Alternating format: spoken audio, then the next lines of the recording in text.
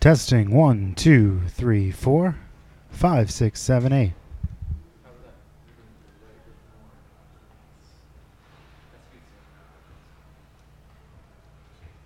Testing 1, 2, 3. Testing 1, 2, 3.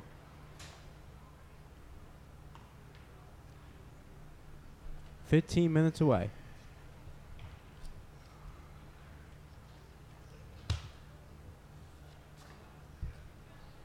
Okay, we're good.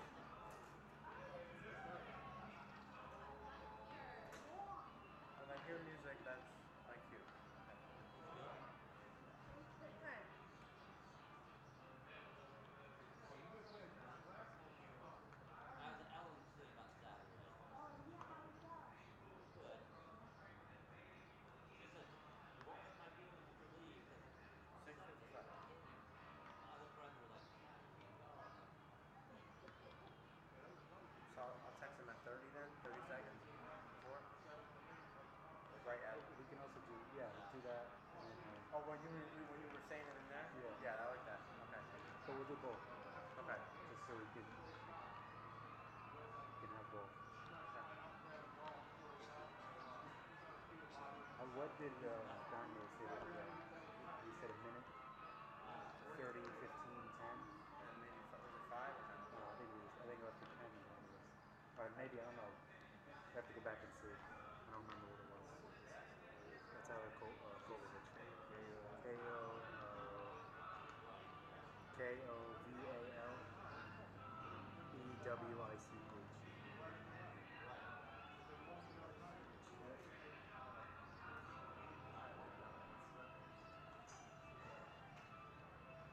Yeah, you're welcome.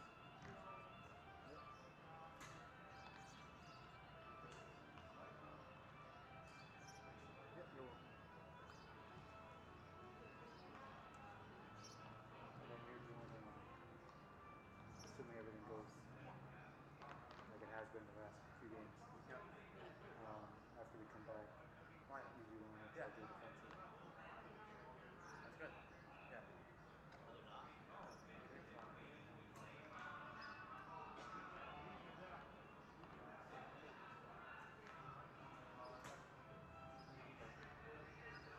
Okay, actually, that's good. That's good.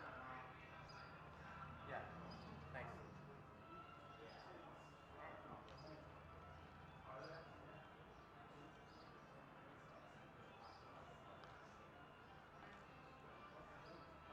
Alright, get a little situated here.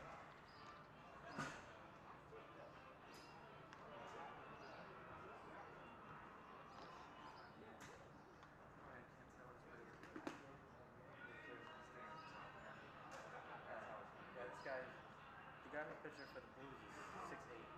Super.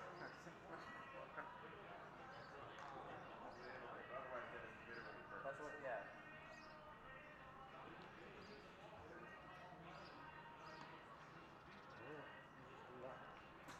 You can say. It's a pregame show. Say.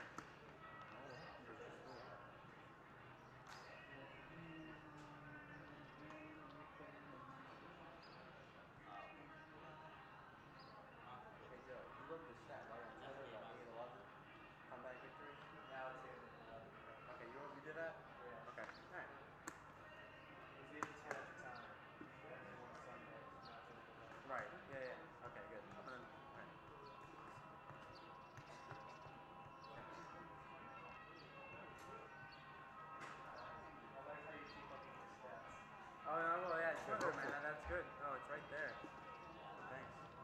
yeah, I'll definitely mention that. Awesome. Some were obviously better than others. Like some were like they were down 2-1, and others they were down like. Oh, right, yeah, yeah. But like. No, I saw that, yes.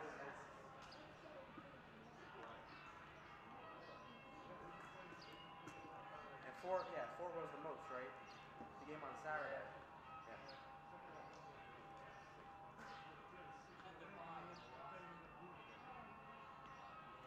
So these two teams play again on Sunday, and then they come back on the 4th of July.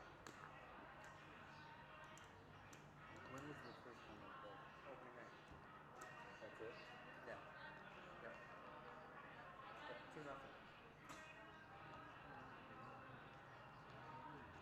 I figured I'd throw this out quickly because then it tells you how many games are coming up between them. There's a lot, and this is the last time. 4th of July is the last time they'll be here for the regular season. They've been twice since it. Yeah. So I figured.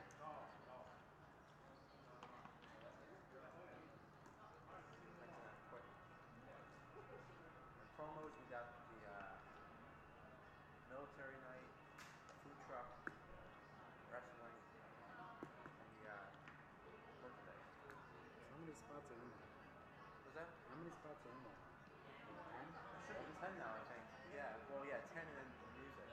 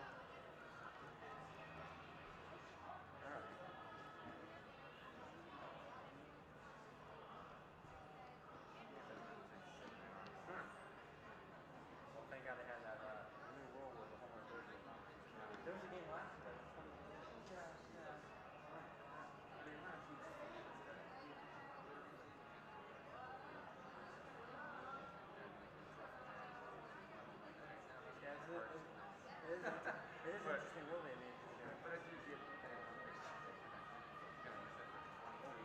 that was crazy. I couldn't believe that when I heard that. All right.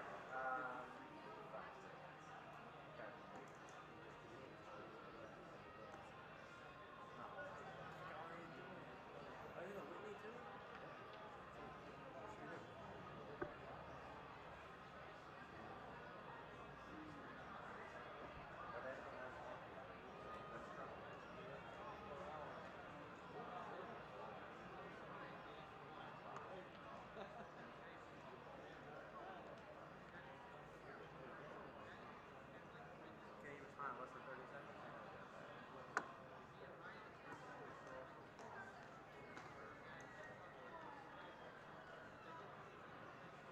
Yeah, I would just say, have a, I don't know, we can do it quick. Well, it depends. It's Okay, I want to do it. We're gonna start with the music now. Yeah.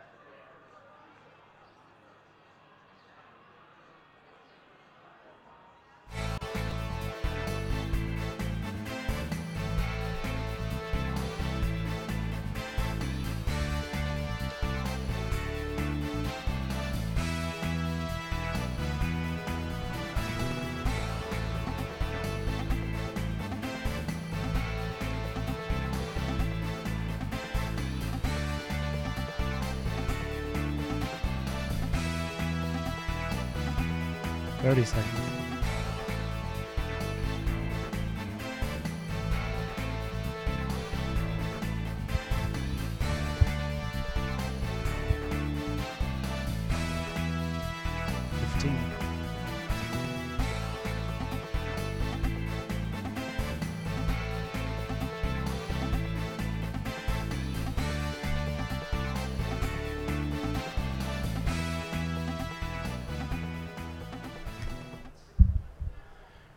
Good evening, everybody, and welcome to Muzzy Field here in Bristol, Connecticut, as the Bristol Blues return home to take on the Nashua Silver Knights. Good Wednesday evening, everybody. My name is Rick Finaro, alongside my good buddy, as always, Mr. Mark Ferraro. And Mark, Blues have won 3 straight games, and they're doing it in a lot of ways. They're hitting well, but most importantly, they have become the comeback kids. Oh, they have for sure. And our stat boy over here, Joe, he's been great all season long. 8 of the Blues' 11 victories have been come from behind. And we were here this past Saturday when they rallied from a 4-0 deficit to beat the Bravehearts 5-4. What a great game that was. That was a fantastic game by the Blues with a really fantastic comeback, and they've been doing that all season long. On the other side of the ball, the Blues are going to try to go for their 4th straight win. They're going to send Tyler Kovacic to the mound. Yeah, I think what he has to do tonight, the main thing is to get ahead in the count and limit his walks, because on the season, he's walked almost a batter per inning. So if he can do that tonight against a team that gets on base at a high percentage, I think he'll be okay. The Blues and the Silver Knights. When we come back, we're going to take a short break.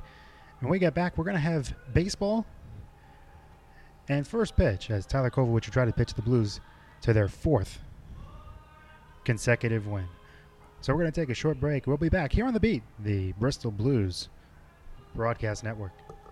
Do you have questions about your retirement? Ameriprise Private Wealth Advisor Christopher Fry can help. With the exclusive Confident Retirement approach, you'll work together to develop a retirement roadmap to get you where you want to go. Call Christopher today at 860-621-5657. His office is located at 100 Queen Street in Southington. The Confident Retirement approach is not a guarantee of future financial results. Investment advisory products and services are made available through Ameriprise Financial Services, Inc., a registered investment advisor. Go to bristolbeat.com ads directory keyword retirement. The CV Mason Insurance Agency is a local, family-owned, independent insurance agency whose goal is to provide you with the best possible coverage at the best possible price. Their fully licensed staff will provide you the customer service you deserve. CV Mason, 254 Main Street, Bristol, insuring families and businesses since 1883. So rest assured, they aren't going anywhere. 860-583-4127. Online at cvmasoniinsurance.com. CV Mason, there when you need them.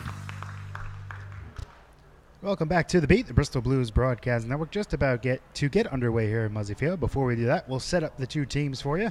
First, Mark has tonight's starting lineup for the Nashua Silver Knights. Yes, leading off and playing second base, number 1, Ted Williams. Hitting second for the Silver Knights, playing third, Cam Cook. Hitting third in left field, Henry Roberson. Cleaning up and playing first base is Ryan Sullivan. Hitting fifth, designated hitter Thomas Joyce. Hitting sixth, the shortstop Kyle Pornicki. Hitting seventh, the catcher Andrew Janig. Hitting eighth, playing center field is Luke Tyree. And hitting ninth in right field tonight is Cam Cruz. And on the mound tonight for the Silver Knights is number 34, Shan Kitlili. And as the Blues get set to take the field here tonight against Muzzy Field, against that lineup, the Blues will send this defensive alignment. Out in left field, Kyle Pileski gets to start in left field. Chris Davis at his usual spot is in center. Ben Maycock in right. At third base tonight is Garrett Blaylock. At short is Jake Frasca. At second base, Max Guillon. At first base, getting the unusual start at first base, Cooper Morocco. We've seen him play first base late in games defensively a couple times, but this is his first start at home at first base. Behind the plate, Josh Zbersky. And as we mentioned, Tyler Kovalwich on the mound for the Bristol Blues as they get set to take the field at Muzzy Field. Looks like we're right in line for the 7 o'clock scheduled start time. And Mark, as you mentioned before, Kovalwich, in order to pitch the Blues to a fourth straight win, has to try to get his walks down. Yeah, he has to for sure. On the season, 11 innings pitched, 10 walks. Definitely wants to make sure that you lower that number tonight against a very tough Silver Knights team. And the last time that we saw Kovalwich pitch here was back on June 20th against the Suns. That was a game where the Blues were up 10-5, but unfortunately for them, they blew the game late. So as the Blues take the field and Kovalwich walks out to the mound, we'll turn to the opposing pitcher real quick. And the right-hander Shane Cotillia, he's only pitched in one game for the Silver Knights. That was back on June 21st against the Dirt Dogs. Won that game with 4 innings of relief, allowed just 1 earned run and 2 hits. Has not really.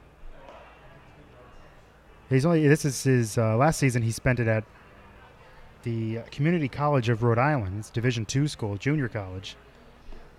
Last season went 6-2 with a 4.29 ERA, so we don't know that much about Cotillia. But based on his stats, he's another one who seems as though he walks too many. So it seems like tonight we're going to be in line for. We really don't know what we're going to be in line for. We could be in line for a pitcher's duel like we had last time, or we could see 5 walks a pitcher. Yeah, you would think tonight between these two pitchers that their pitch count may rise early, but interesting to see tonight from Kililly what will happen with the manager in terms of how long is he going to go with him, because you mentioned his last start only pitched 4 innings, 51 pitches thrown. So it's going to be up to B.J. Neverett to see what happens tonight. But one thing we do know, the mascot of the Community College of Rhode Island was the Knights as well. He feels very comfortable with the Knights. And playing at night. Not really comfortable with the days. So the leadoff batter for the Knights, with the unfortunate name for a baseball player, if you're not the Ted Williams, he is a Ted Williams. Not number 9. He's hitting .317, 20 hits and 63 at-bats, 1 home run, 6 runs batted in. So Kovalwich stares down Ted Williams. Now the sentence I thought I'd say this year. And the first pitch pours in a fastball right down the middle for strike 1. We're underway at 7:02 p.m. Yeah, we saw Ted Williams and the rest of the Silver Knights here on opening night back on June 1st. Pitch misses down and away, ball 1. Yep, this is the second meeting between the Silver Knights and the Blues, and these two teams will play again this upcoming Sunday at Holman Stadium. 1-1 from Kovalwich is lined into left field. Pileski makes the catch. Did not have to move very far.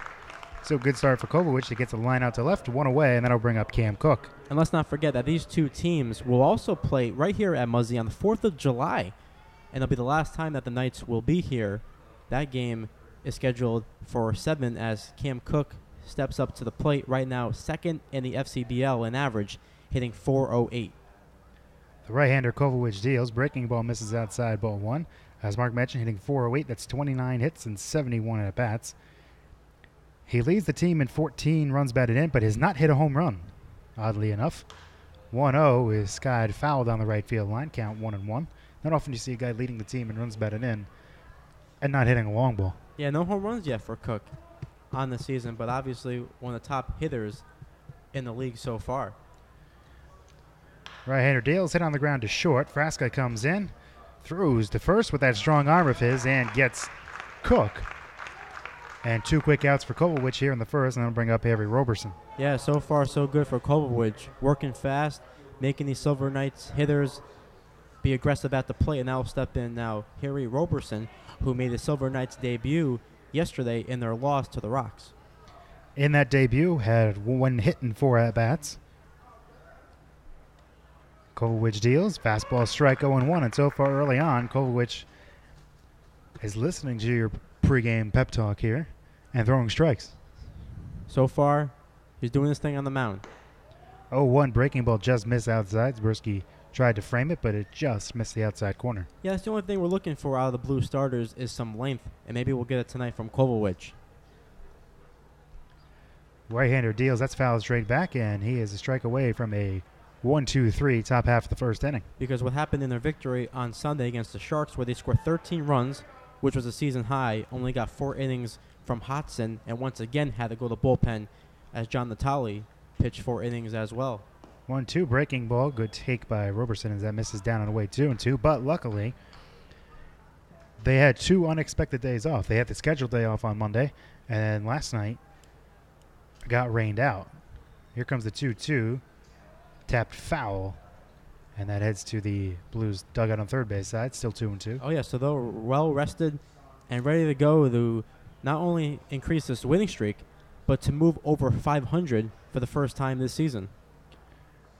Kovacic deals the 2-2. Breaking ball just misses a little high, 3-2. As Mark mentioned, you just said, this will be the first time all season they'd be over 500. The Knights are still looking to get over 500. As that's hit on the ground, slowly left side. Frasca comes in, bobbles it, and not going to be able to recover. So it's a tough play, a slow roller that he had to go to his right for. Would have been a tough play, waiting on the scoring. So Roberson reaches either way.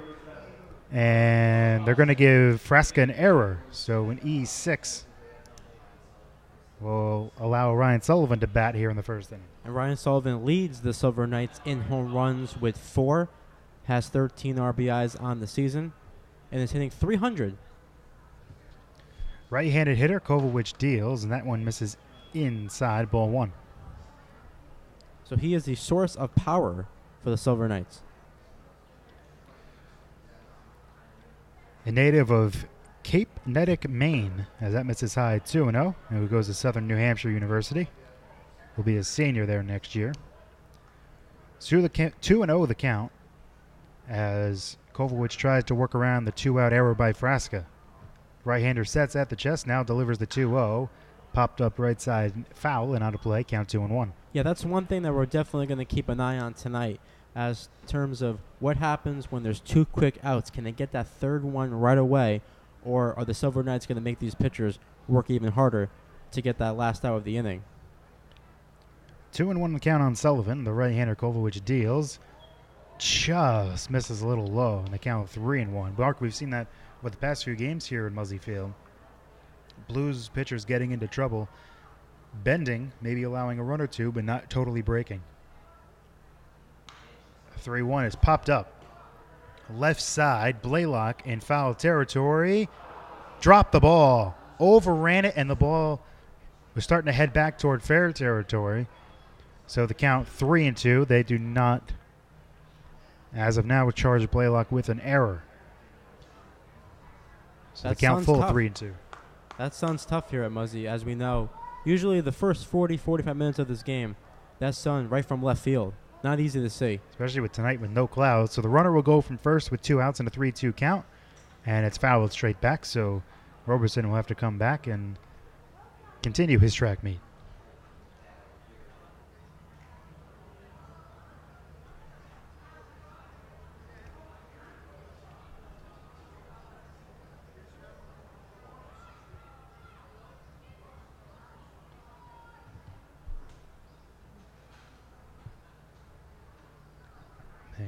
Here comes 3-2. That's drilled into deep center field. Going back is Davis, and that ball is off the wall. They're going to wave Roberson around third. He is going to score on the RBI double for Ryan Sullivan, as the Knights take a 1-0 lead here in the top of the first inning, and the 2-out error hurts. Yeah, it does. Obviously, the error by Frasca at shortstop, which led to that roping double by Sullivan into center field, driving in Roberson. And just like that, the Silver Knights have an early 1-0 lead over Kovacic and the Blues. That'll bring up Thomas Joyce. Joyce hitting .348, 8 hits and 23 at-bats, 1 home run, 5 runs batted in. Second on the team in average. Left-handed hitter slaps one into left field. That is going to get down for a base hit. They're going to wave Sullivan around third. He'll score. Into second goes Joyce. Pileski originally came up with it and then bobbled it. They originally threw up the stop sign for Sullivan, but instead he comes in to score. And it's 2-0 Knights here in the first inning. Yeah, just like that, back-to-back double for the Knights. They take advantage of that error by Frasca. And just like that, 2-0 with Kyle Bonicki at the plate, a Waterbury resident, looking to make this 3-0 here in the first.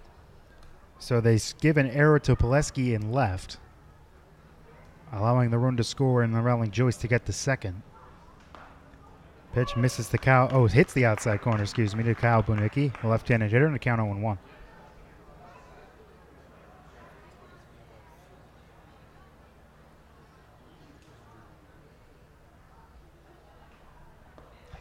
Swing and a miss, count 0-2.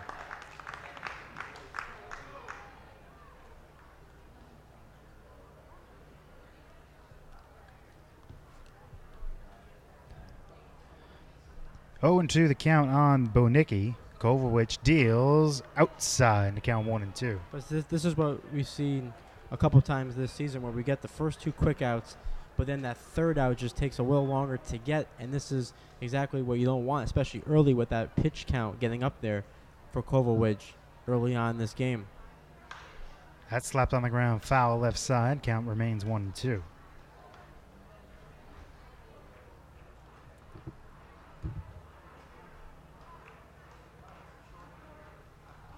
And Mark, just like you said, this will be pitch number 25 of the inning already. Count 1-2 on Bonicki. Hits it up the middle off the foot of Kovacic. Goyon recovers at second, throws him out. So a lucky bounce there prevents another run from scoring, but the Knights score 2 in the top half of the first inning. 2-0 Knights as we go to the bottom of the first here on the Beat, the Bristol Blues Broadcast Network.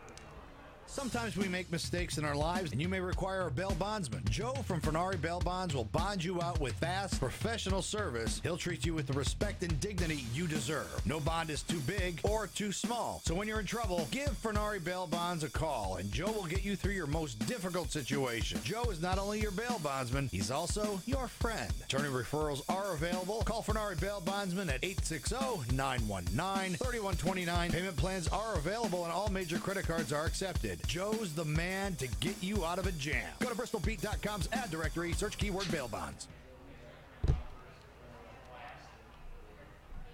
Welcome back to Muzzy Field here on the Beat, the Bristol Blues Broadcast Network. To the bottom of inning number 1 we go. The Knights with 2 runs in the top half of the first inning. And the Blues will try to cut into that lead, as Kovacic allowed 2 unearned runs. Then he continued thanks to Jake Frasca's error. Kyle Pileski error in left field allowed another run to score. We'll go through the Blues lineup here in the bottom of the first. Max Goyon, the second baseman, leads it off. Chris Davis, the center fielder, batting second. Shortstop Jake Frasca hits third. And the cleanup spot is the right fielder, Ben Maycock. The DH tonight is Mitch Williams. He bats fifth. Cooper Moroka gets the start at first. He bats sixth. Garrett Blaylock's in the 7th spot, the third baseman. Kyle Pileski out in left field hitting 8th, and the catcher, Josh Spursky, will round out the order as he will hit 9th.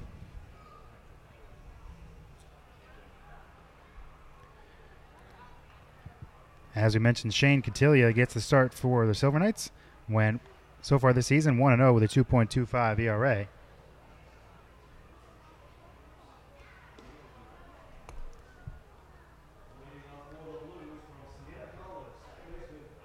Went 4 innings, no strikeouts, walked 1, allowed 2 hits. In that game on June 21st against the Dirt Dogs, in the Knights 7-5 win.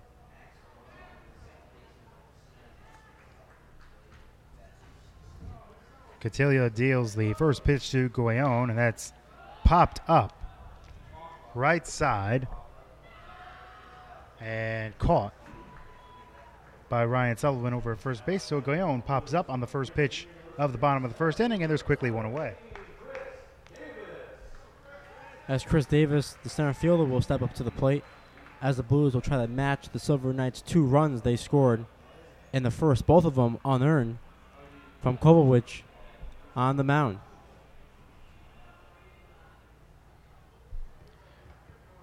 Davis takes a fastball on the outside corner, 0-1. Davis hitting .276 on the season, 21 hits in 76 at-bats. 1 home run, he's driven home 8, and now drills one in the air to deep center field. But this will be playable out in center for Luke Tyree. And there are 2 quick outs here on 3 pitches here in the bottom of the first inning as Jake Frasca will step in.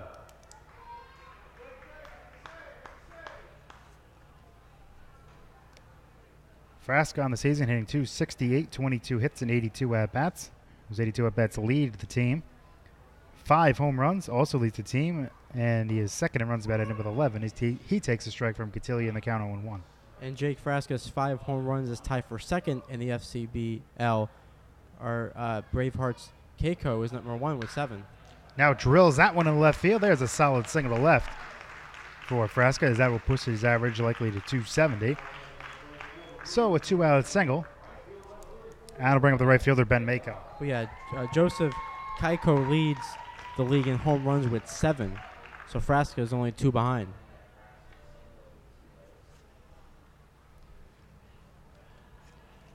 Maycock on the season hitting .305, 18 hits and 59 at-bats, 3 home runs. He leads the team in runs batted in with 13.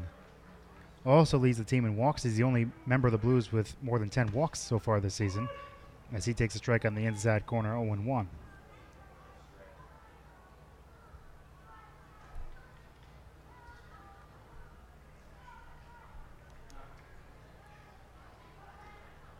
Well, 1 pitch misses a breaking ball down and in, and the count 1-1. As we look at the scoreboard, the Blues were charged with 2 errors in the first inning. One of them came from Jake Frasca, and the other one was from the third baseman, Garrett Blaylock, who dropped that ball in foul territory. So a 2-out single by Frasca keeps the inning going here in the bottom of the first. Right-hander deals to Maycock. That misses down and away in the dirt. 2-1. So the Blues try to do what the Silver Knights did in the top of the first, with a little magic with 2 outs. 2-1 is chopped on the ground up the middle. That will be fielded at second and flipped to second, but no one was there to cover. So Ted Williams got to the ball at second base. Instead of taking it and stepping on the bag, he tried to flip it to the shortstop, Bonicki. Bonicki thought Williams was going to step on the bag, and instead, no one gets the out, and it's an infield hit. And then he continues for Mitch Williams. Yeah, Ted Williams should have definitely taken that himself. It probably still would have been a close play, but not a good idea there to flip it to Bonicki. That one's looped into left field. That's going to get down for a base hit.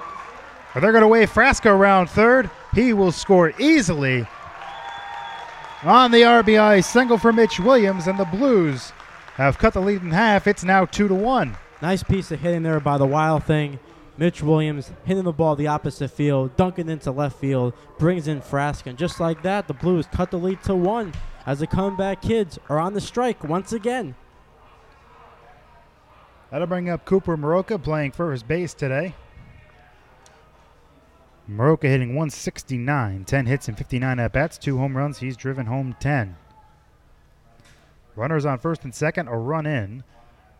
And that one is a breaking ball in the outside corner, 0-1. Now going back to the Blues' victory over the Sharks on Sunday in a 13-8 victory, they scored 6 runs in the top of the first, 4 of them via Cooper Maroka's ground salami. Maroka takes a breaking ball down on the way, and the count now 1-1. Now it looks like they took the ball Maycock hit off the board, so I think they're going to give Williams an error. And that one's hit in the air, deep right field. This one going back to the wall and caught out there in right field by Cam Cruz. But the Blues get a run, and they now trail by 2-1 after a full inning of play. Here on The Beat, the Bristol Blues Broadcast Network. Spring is here, and so is the warmer weather. Are your tires ready to take on the road this spring? If you're in the market for tires and wheels, talk to the experts at Tire Depot. They have a huge inventory of tires from Cooper, Michelin, and Bridgestone. Tire Depot's friendly staff offers fast and reliable service Monday through Saturday. Give them a call at 860-584-0225. Go visit them on Missile Avenue in Bristol or log on to their website at TireDepotCT.com. Tire Depot, Central Connecticut's first choice for tires.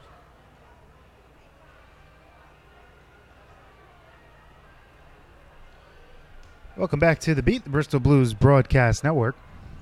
To the top of inning number 2 we go. Here at Muzzy Field, the Silver Knights and the Blues both scored in the first inning, and the Knights have a 2-1 lead. Make sure you join us at Muzzy Field on Monday, July 3rd, as your Bristol Blues host the Worcester Bravehearts. First pitch is scheduled for 7 p.m. It's Military Appreciation Night, and it's free admission to all active military and veterans. Due up for the Knights is the bottom third of, still the bottom third of their order. Andrew Janig, Luke Tyree, and Cam Cruz against Tyler Kovowich, who got 2 outs quickly to start the first inning, and then a Frasca error, followed by a Ryan Sullivan RBI double and an RBI single by Thomas Joyce. Put 2 runs on the board for the Knights in the first, so Kovowich will try to put a 0 up after the Blues got him a run. Yeah, that's the main thing for Kovowich right now. Just keep putting up zeros, bounce back from that first inning, and let's get this Blues offense up again. Good breaking ball there from Kovowich as the catcher Janig swings through it, hitting .255 on the season, 14 hits and 55 at-bats. No home runs, he's driven in 2. A 1 breaking ball again, and that misses down on the way, 1-1. Yeah, one thing you got to keep an eye on with Kovowich, when guys get on base, hitters are hitting over 300 with runners in scoring position. 1-1, that one misses down and in. And the count 2 balls and 1 strike.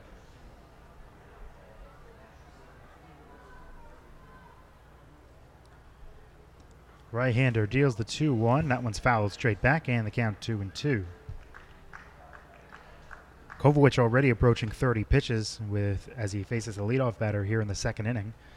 That Frasca error with pitchers for the Blues so far over the past few games, not pitching deep into games. The Frasca error was huge. Not only allowed 2 runs to score, but it makes his pitcher throw even more pitches early in the game. That one misses that down on the way 3-2. Well, especially for a team that we have not used to seeing many pitchers this season go 6. We saw Jacob Wallace a few weeks ago do it. And we saw Kyle Hodson, a long time ago, do it as well in doubleheader. But yeah, usually these pitchers go 4 or 5 innings. 3-2. That's hit on the ground, but foul. Outside of third as Blaylock picked it, but it was called foul by the home plate umpire. And which again, the Blues can live with it because they have so many guys in that bullpen that can go multiple innings, 2 or 3. But they've been doing it a lot this season, and you wonder if there's going to be a lot of wear and tear, even though it's still early in the season. Right-hander sets over the head delivery, the 3-2 pitch, and that's again foul outside of third. So we will do it again. And on deck for the Silver Knights is center fielder Luke Tyree, hitting 8th tonight. Not sure if there's any relation to David Tyree. Catch the ball in your helmet again. As that one's popped up foul and out of play. That'd be a little wild if he made a catch out in center field against his hat. Only be fitting if he did it tonight. But even this at-bat right here, more pitches that Kovowich has to throw to get this last out and to put away Janig. That's 3 straight foul balls on 3-2, and make it 4 straight foul balls as he chops that one off his foot and out of play. So it'll be 5 straight pitches with 3-2 count coming up. But one thing that does benefit the Blues, and we mentioned this before, that they have 2 straight days off because of the rain out last night, so they could afford to go with someone else for multiple innings. 3-2, line drive up the middle. There's a base hit for the catcher, Janig. So he wins the battle on the 5th 3-2 pitch of the at-bat. 3rd hit already for the Knights. So runner at first, nobody out. That'll bring up the aforementioned Luke Tyree. Yep, and the number will go up with Tyree at the plate here because runners on base are hitting .321 against Kovacic on the mound. So he'll look here to bounce back and get out of this inning quick. Tyree bunts. A hard bunt back to Kovacic. He bare hands, throws to first. So the sacrifice is successful. 1-3. Tyree came into that bat hitting an even .300, 15 hits and 50 at-bats, with a homer and 5 runs batted in. So after the sac bunt puts Janig at second with 1 out. That'll bring up the right fielder, Cam Cruz. Yeah, nice play right there by Kovacic. Just going right to first, get the easy out. No way he would get the runner on second. So hopefully he can work in and out of trouble here. Cruz skies one in the air to center, right at Davis, who makes the play. And there are 2 down. Before that at-bat, Cruz was hitting .148, 8 hits and 54 at-bats with a home run and 6 runs batted in. And we head back to the top of the order. And Ted Williams. And Ted Williams, in his first at-bat last inning, lined out to Pileski in left field for the first out of the ballgame. Fitting that a guy named Ted Williams hit the ball to left field in his first at-bat. And hit it hard, too. Of course. Breaking ball misses down and in 1-0. I mean, you look at that green monster out in left field, you see all the dents that all the great left-handed hitters who have played there have made in that wall. Ted Williams definitely has more than a few. Pitches high 2-0. Yeah, all you got to do is poke it out there and bang it off the wall and get the easy double. This Ted Williams is 0 for 1, but he's ahead in the count 2-0 here in his second at-bat. Kovacic deals, and that one's popped in the air. Down the line and left, Pileski makes the play. So the runner at second and 1 out. Kovacic gets out of it without allowing the run. 2-1 Knights lead the Blues as we head to the bottom of the second here on The Beat, the Bristol Blues Broadcast Network. Would you let your child drive a car without taking a class first? Heck no. So don't let them graduate high school unprepared for the real world. This program introduces a student to themselves, unlocking their full potential, help your kids find their gift, leading to a successful life. Classes are available locally and nationwide. Sign up your student today, ages 10 and older. For more information, call 860-309-0182 or visit bristolbeat.com, add directory, keyword, work it. Let work it help you. We head to the bottom of inning number 2 here on The Beat, the Bristol Blues Broadcast Network. Nashua Silver Knights are in town. They lead the Blues 2-1. As we said, as we head to the bottom of inning number 2. Yeah, so coming up for the Blues this inning, leading off will be Garrett Blaylock, hitting second Kyle Pileski, and hitting ninth is Josh Zyberski.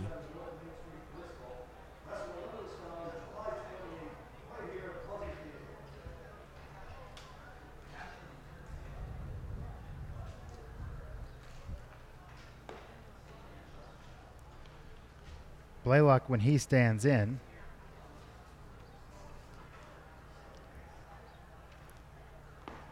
is hitting .286, 6 hits and 21 at-bats as he joined the team late.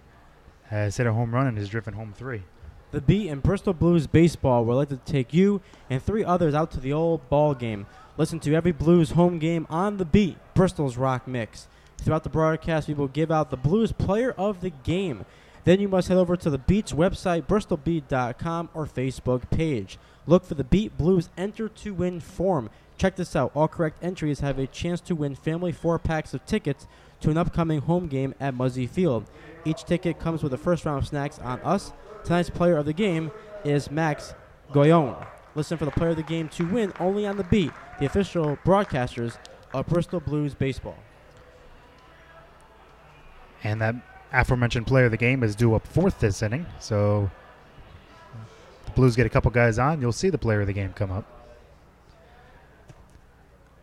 Blaylock will lead things off. First pitch is popped in the air to shallow left. And that's caught by the shortstop,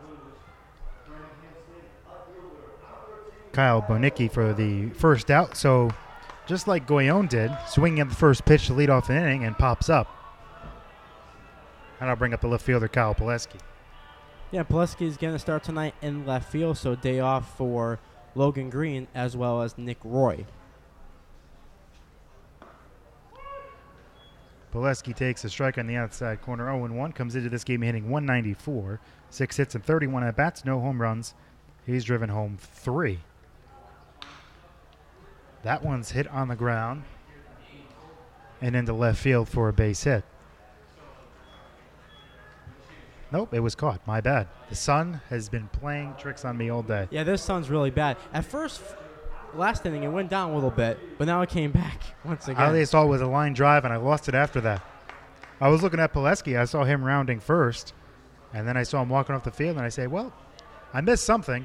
We got to put more paper up on this wall here. So my mistake as Pileski lines out to left for the second out of the inning, and that'll bring up Josh Spursky. That's high for ball 1. And you see, once again, 2 catchers in the starting lineup tonight for the Blues. Zyberski catching and Mitch Williams DHing. Misses inside 2-0. Spursky hitting 108 on the season, 4 hits and 37 at-bats, no home runs. He's driven home 2. Breaking ball missing down and in. He's ahead in the count now 3-0 against Shane Cotillia. And if he gets on, then our player of the game, Max Gaillon, will get a chance here in the second. The right-hander Cotillia deals, and he misses 4 straight, so Gaillon will get a chance as Spursky works a 2-out walk. That'll bring up Gaillon. Gaillon popped up in foul territory to the first baseman, Sullivan, to lead off the first inning. And it seems like, once again, the theme so far tonight is the pitcher struggling to get that final out. The first 2 outs come quickly, but that third out, each pitcher has to throw a little more amount of pitches to try to get that last out in the inning. Cotillia sets at the belt, and that one's hit on the ground. It into left field down the line for a base hit. Spursky is going to hold up at second base after taking a wide turn. So a 2-out single for Gaillon. And the Blues have runners on first and second, 2 out, and Chris Davis coming into play. Yeah, here we go. Nice 2-out rally so far for the Blues. Back-to-back. Zaberski gets the walk, and then Gaillon gets the hit right here. So that brings up Chris Davis, who's been one of the most clutch hitters this year for the Blues. First and second, 2 out. With runners in scoring position and 2 out this season, Chris Davis is hitting .333 with 3 runs batted in. So that goes to Mark's point about one of the Blues' more clutch hitters this season. Yeah, you want him up at the plate, especially with 2 outs. Nice little hit here. Most likely will tie the game.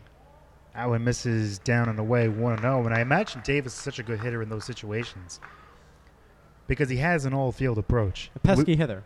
We've seen him pull the ball with power to straightaway right, but he will take the ball to left, and he will drive it up the middle. 1-0 outside, 2-0. You love a type of hitter like that who can hit to all fields. Doesn't just pull the ball, goes the opposite way, gets the hit, and you see at least that shortstop right now, where the hole is open for him to get it through. 2-0 to Davis. Chopped foul. 2-1. And not only do you have to deal with Davis at the plate, but if he loses him, then you have to deal with Jake Frasca, who's on deck, a guy who has 5 home runs this season and already has a hit in this game. Spursky at second. Gaillon at first with 2 out, and Davis now takes ball 3. So now 3-1. And the Blues are a pitch away of loading the bases here with 2 out. Yeah, and if Davis could reach on the walk, that'd be the second walk this inning. Cotillia sets at the belt. Here comes the 3-1. That's foul. Straight back. So the count now 3-2. And now the Blues get a bit of an advantage as both runners will be going with 3-2 and 2 outs. Yeah, we'll see what pitch Cotillia goes here to get out Davis. But as you said, let the merry-go-round begin with 2 outs, 3-2 count. Blues down by 1. The right-hander sets at the belt. Now, that looked like a balk, but it's not going to be called. They pick him off at third base. He came up and I guess did a little inside move towards second.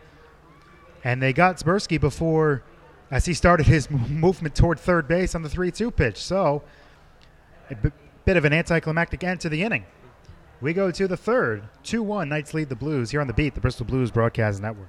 Being arrested and charged with a crime is frightening and stressful. It is important to remain silent until you can speak with an attorney who knows how to protect you. At the law offices of Jody Zills Gagné, I take pride in smart and proactive criminal defense. I will guide you through the legal system and diligently pursue the best possible result within the framework of the law to get the charges dismissed, negotiate on your behalf, or fight for you at trial. Before you talk to anyone, call attorney Jody Zills Gagné at 860-582-4495 or go to the ads directory at bristolbeat.com and search keyword Jody, that's Jody with an I, for the law offices of Jody Zills Gagné. Welcome back to The Beat, the Bristol Blues Broadcast Network. To the top of the third we go here at Muzzy Field. Knights lead the Blues 2-1. Attention Blues fans, come to Muzzy Field on Saturday, July 15th and Sunday, July 16th for the Food Truck Fest. Enjoy all the food and drinks with lots of activities and entertainment. The most important thing about the weekend, admission is free. That's right, free. We are not joking. See you there at 11 a.m.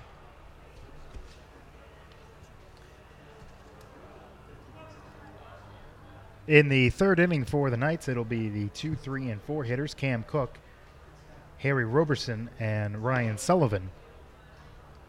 Due up for the Knights against Tyler Kovowich, who did a nice job surrounding a runner at second base and 1 out in the second inning, keeping the Blues deficit at 1. Yeah, he worked around the leadoff walk by J. Nig and the sacrifice bunt by Tyree, but retired Cruz and Williams to end the inning and giving up no runs.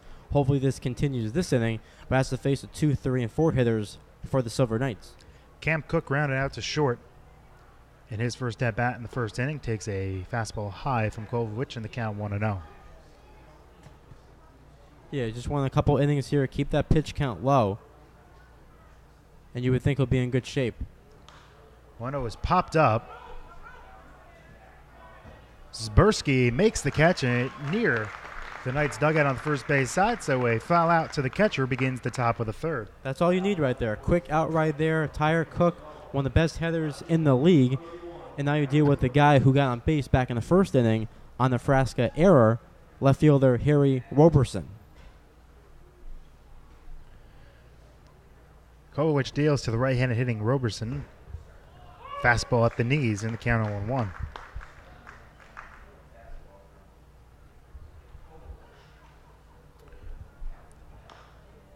Tapped foul, and quickly down on the count is Roberson, who is a native of Arlington, Massachusetts, and goes to Amherst College. And originally it was supposed to be Michael Gennaro on the mound tonight, but because of the rainout, Kovowich gets the start. 0-2, breaking ball misses down on the way, 1-2. And as far as we can tell, the rest of the rotation lines up as normal for the next few games. So Gennaro just looks like he'll just be skipped, as that one's popped up down the right field line. And that will drop foul, untouched, and the count remains 1-2. Yeah, last time I checked the website, I saw Malachi Edmond will get the nod tomorrow for the Blues in the road matchup against the Brockton Rocks at Campanelli Field, game time 7:05. Well, I just checked, and it looks like David Steele is going to get the start for the Blues tomorrow. Oh, see, I should have refreshed the page. So Steele will get the start tomorrow against the Rocks on the Rocks on the road. Try to say that 3 times fast. 1-2. That one just misses a little high, and the count 2-2. Yeah, that's the one thing you don't want, especially early in this game. You want to get those calls on 2 strikes. Doesn't get it, but come back here to get out Roberson. So when the Blues come back here on Friday, as Kovowich deals, and that one's fouled off right side and out of play. When the Blues come back here on Friday to play the Suns at 7 o'clock, Gennaro will pitch that game. Oh, he is? Okay. So Gennaro will be the starter after getting skipped today after the rainout yesterday. The lefty on the mound when we're back here on Friday. 2-2 from Kovowich. Breaking ball down on the way, count now full 3-2. And on Saturday, the Blues also have a game here on Saturday. That's against the Worcester Bravehearts. Malachi Edmond gets the start. All right. So we have your rotation set for the rest of the week. Here comes a 3-2 pitch. Jammed him, hit on the ground to second. Goyon Fields throws the first, and there are 2 gone here in the 3rd inning. And now the number 4 hitter, Ryan Sullivan, who drove home the first run of this game with an RBI double to deep center, will stand in. That's a nice play out there in second base by our player of the game, Max Gallon, because how many times have we seen this season so far second base for either team? Some of those hops, not the easiest of plays to make. Sullivan takes a breaking ball high in the count 1-0. No, we've seen that quite a few times with ground balls to the right side. Mostly at second base. Don't see it too much at first, but I can think of one at first base last, as there's a breaking ball strike on the outside corner, 1-1. That was a Maycock, wasn't it, at first? I believe so. It was either Maycock or Grover at first, where a ball, he was expecting a bigger hop, and the ball just kind of stayed down. He's taken some weird, funky hops on the right side of the infield. And now Kovacic ahead in the count, now 1-2, as he pours in a fastball on the outside corner. Now this is what you want to do him. Put him away right here. Don't throw any more pitches. Be a nice 1-2-3 inning. His first one of the night. 1-2, outside 2-2. 2 balls, 2 strikes, 2 outs here in the 3rd inning. Knights lead the Blues 2-1 as Kovacic looks to finish off Sullivan here in the top of the 3rd. Right-hander deals. Breaking ball did not follow through on it all the way as that hung high. And now the count 3-2. And on deck for the Silver Knights, the DH, Thomas Joyce, who drove in a double back in the first. 3-2. He struck him out swinging with a fastball. 1-2-3 inning for Tyler Kovacic here in the 3rd. We head to the bottom of the inning with the Knights leading the Blues 2-1 here on The Beat, the Bristol Blues Broadcast Network. The Beat Bristol's Rock Mix is proud to be the official broadcast station of the Bristol Blues, the city's very own baseball team. So whether you're at the field or away, catch every home game from Muzzy Field by listening to the broadcast at bristolbeat.com or on our free app. This year's winning combination, Bristol Blues baseball on Bristol's Rock Mix, The Beat.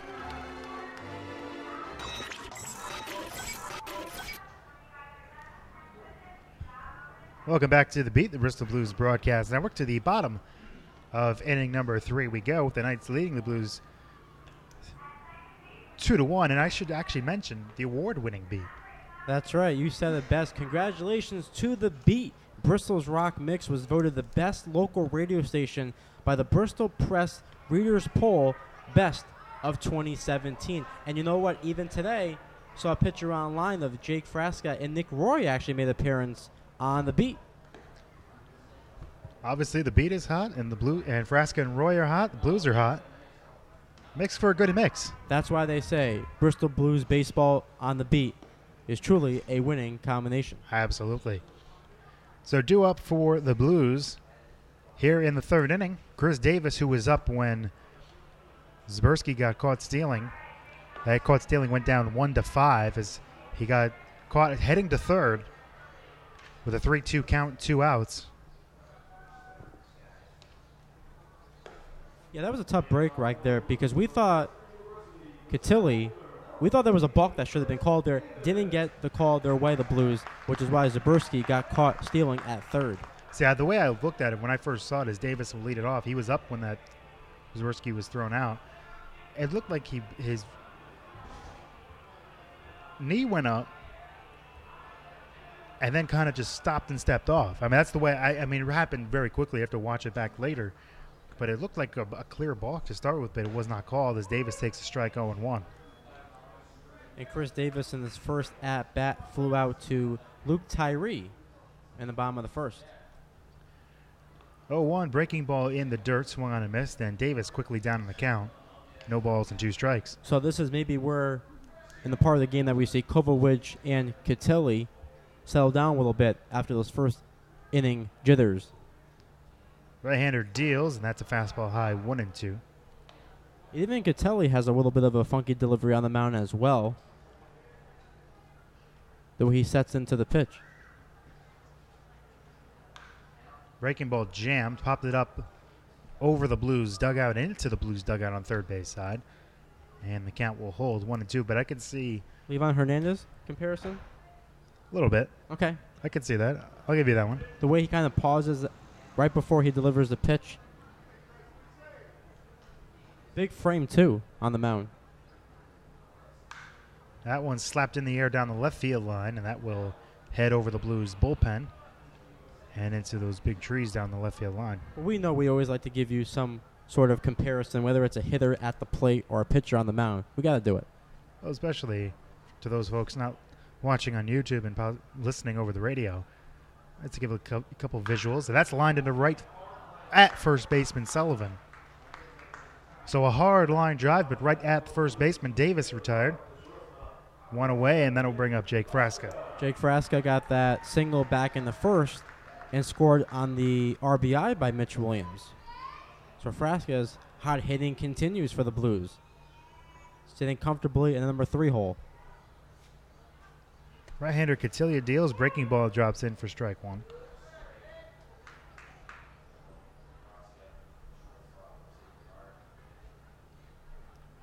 Frasca, native of Darien, Connecticut, takes a breaking ball down and away, 1-1. He's gotten a hit in each of the past 3 games he's played. There's only one game this season as he fouls that one back, 1-2. Only one game this season which Frasca has not had a hit. That was June 22nd on the road against the Navigators. Every other game. Oh, I take that back.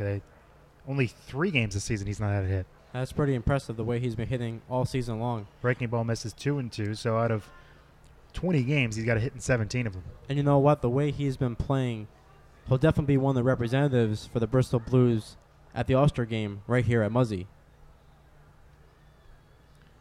2-2 lined in the center field, and that will hang up just long enough for the center fielder Tyree to make the catch. So Frasca bidding for hit number 2 will instead head back to the dugout after a rocket of an out. And now stepping up to the plate with 2 outs in the bottom of the third for the Blues is the right fielder tonight, Ben Maycock, hitting in the cleanup spot. Maycock reached on a fielder's choice. His first time up.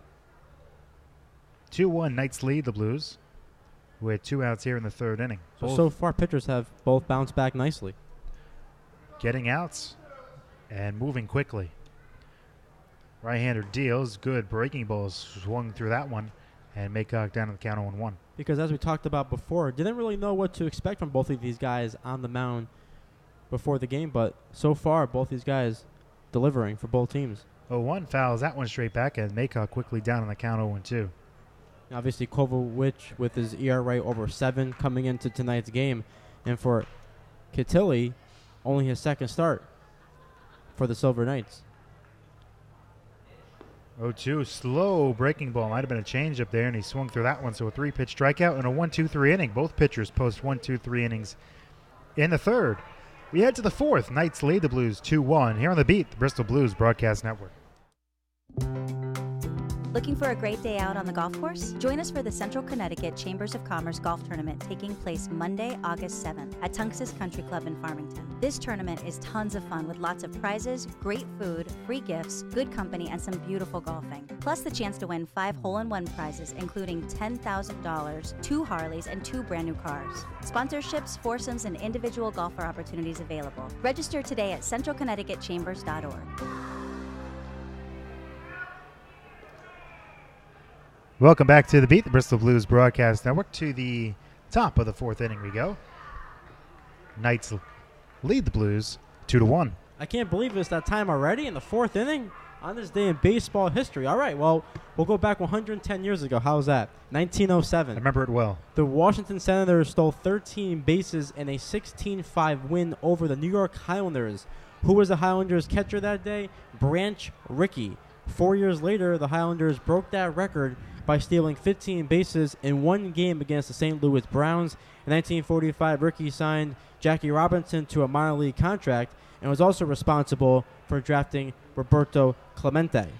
So I'm pretty sure that Branch Rickey kind of shrugged that off and went on to have a decent career after that. Oh, he did, for sure. All the guys that he scouted and drafted, as we talked about before on the ride here, truly incredible. Oh, he was one of the guys that... Now, Branch Rickey, shortly after that, he joined the St. Louis Browns. I believe we saw in 1913. Managed them, was also an executive for them before moving to the Cardinals. As Kovacic deals and Joyce fouls the first pitch off 0-1. Ricky was responsible for signing George Sisler and getting him to the Browns. So he went from George Sisler, Jackie Robinson, Roberto Clemente, also a bunch of others in between there. That one misses high, 1-1. Right, he wasn't a guy who was known for his hitting at all. I think he only had 3 career home runs. Absolutely, and he went on to be always seemed to have an eye for scouting. Here comes the 1-1. Swing and a miss at a fastball, count 1-2. I mean, he was responsible for those great Cardinals teams in the 20s and 1930s. Obviously, those great Dodger teams. 1-2 pitch, chopped foul at the plate. So he really made a lot of careers. Developed the farm system. So he was. I think he was able to shrug off that game where he allowed 13 steals. And we'll see if Mr. Miguel Montero could also shrug off what happened last night, even though the Cubs DFA'd them earlier today. Yeah, Montero had a lot of stolen bases last night. 1-2 pitch, hit on the ground right side. Goyon stays down on it, throws the first, and there's one away here in the fourth. And not only that, but a little known fact about Branch Rickey. Was a football coach. That's right, Michigan, right? University of Michigan was coaching baseball and football at the same time back, I would say around 1911, 1912 or so. Wow. Wolverines. Where he played there as well. He went there to play his college ball. So Joyce is retired. Here comes Kyle Bonicki as he takes outside ball 1. We have 2 more on this day in baseball history for you coming up in a little bit. One hit, one of them, 1959. Another great time in my life. Right-hander Kovacic deals. That's line in left field. There's a base hit for Bonicki. So he's on with one away. All right, 1959, a 6-0 loss to the Giants. Phillies outfielder Wally Post became the first player in Major League Baseball history to nail down 2 runners from the outfield in 1 inning. He threw out Orlando Cepeda at second base and then began a 9-6-3 double play on Darrell Spencer's fly ball to right field. Andrew Janig will stand in first. The pitch misses for ball 1. Janig singled to lead off the second. And Post's best season for the Reds, 1955. 1-0 hit on the ground up the middle. Goyon fields. Nice play. Flips to second with his glove. What a fantastic play by Max Goyon as he flips with his glove to Jake Frasca to get the force out at second base. What a fantastic play by Goyon. Well, it looks like our player of the game is finding his groove tonight with a base hit, last inning, and then right there, actually hit in the second, and then it makes a great defensive play up the middle, flips it to Frasca for the second out. So our player of the game so far looking pretty good out there. So far. So Goyon with a nice play, puts runner at first, 2 out now. And Luke Tyree, the center fielder, fouls that one back in the count 0-1. So going back to Post for 1 second, that year of 1955 hit 309, 40 home runs, 109 RBIs, and was the only man to beat Hank Aaron in the famous show Home Run Derby, which was hosted by Mark Scott. Kovacic deals, fastball high in the way, the count even at 1-1. Those were fun to always watch it on TV, hosted by Mark Scott, seeing Mickey Mantle, Willie Mays, and the Home Run Derby on TV back in the day. Classic. You remember those? I do. Good. Hit on the ground at second, right to Goyon again. Scoops and throws, so Goyon did it all this inning. 3 ground balls to him. After 3.5 innings of play here at Muzzy Field, Knights lead the Blues 2-1 here on The Beat, the Bristol Blues Broadcast Network. The Beat and Bristol Blues Baseball would like to take you and 3 others out to the ball game. Listen to Bristol Blues Baseball home games on The Beat. Throughout the broadcast, Ricky and Mark will give out the Blues Player of the Game. Then head over to the Beat's website at bristolbeat.com or our Facebook page at Bristol Beat and look for the Blues Enter to Win form. All correct entries have a chance to win a family 4-pack of tickets to an upcoming home game at Muzzy Field. Each ticket comes with a first round of snacks on us, The Beat, and Bristol Blues Baseball. Listen for the player of the game to win on The Beat, the official broadcasters of Bristol Blues Baseball. Welcome back to The Beat, the Bristol Blues Broadcast Network. where the Blues trail the Knights as we start the bottom of the fourth inning, 2-1. All right, I got one more for you. 1976, in front of over 47,000 fans on Monday Night Baseball, Mark the Bird Fidrych threw a complete game against the Yankees in just 1 hour and 51 minutes. Yes, you read that right. Detroit won that contest 5-1 as Fidrych picked up his 8th win of the season. That year, the Bird led the majors with a 2.34 ERA and won AL Rookie of the Year with a 19-9 record. The righty also led the American League with 24 complete games. Imagine a Major League Baseball game nowadays taking an hour and 50 minutes to complete. Where the pitcher ended up throwing a complete game, too. I mean, you don't know what happened on the other side of the ball either, but quite remarkable when you think about it. Yeah, you would never see that nowadays. If Rob Manfred was at that game, he'd be jumping up his seat. I mean, you think of all the things that they didn't have then. They didn't have, and all the games were broadcast on TV. They didn't have long commercials. They didn't have pitching changes, all kinds of pitching changes every game. As Mitch Williams stands in to lead off for the Blues in the bottom of the fourth, takes outside 1-0. I mean, they didn't have. They left at that point. I believe they, maybe not at that point, leaving their gloves on the field, but the game seemed to move a lot quicker. 1-0, that one misses down and away, 2-0. And Mitch Williams drove in the only run for the Blues so far back in the first, but you're right. Back in 1976, that was a big deal for a rookie to make a big start against the Yankees. 2-0, that one's fouled left side and out of play, 2-1, and that was 76, you said? Yes. And the Yankees went on to the World Series. They lost that World Series to the Reds. That's right. So that was a pennant-winning team that he shut down. 2-1. That one misses high in the way, and Williams ahead in the count, 3-1. And unfortunately for Fidrych, only lasted 5 years in the majors and dealt with many arm injuries after that rookie year. 3-1 in the dirt, so a leadoff walk.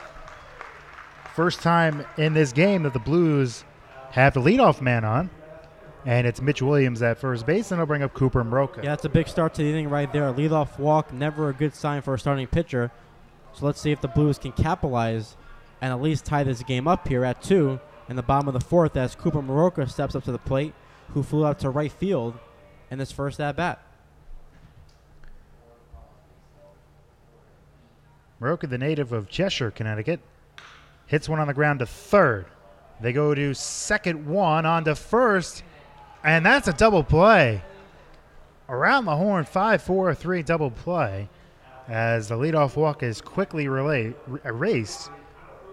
And Cam Cook at third base looked like he was going to throw the ball into right field, but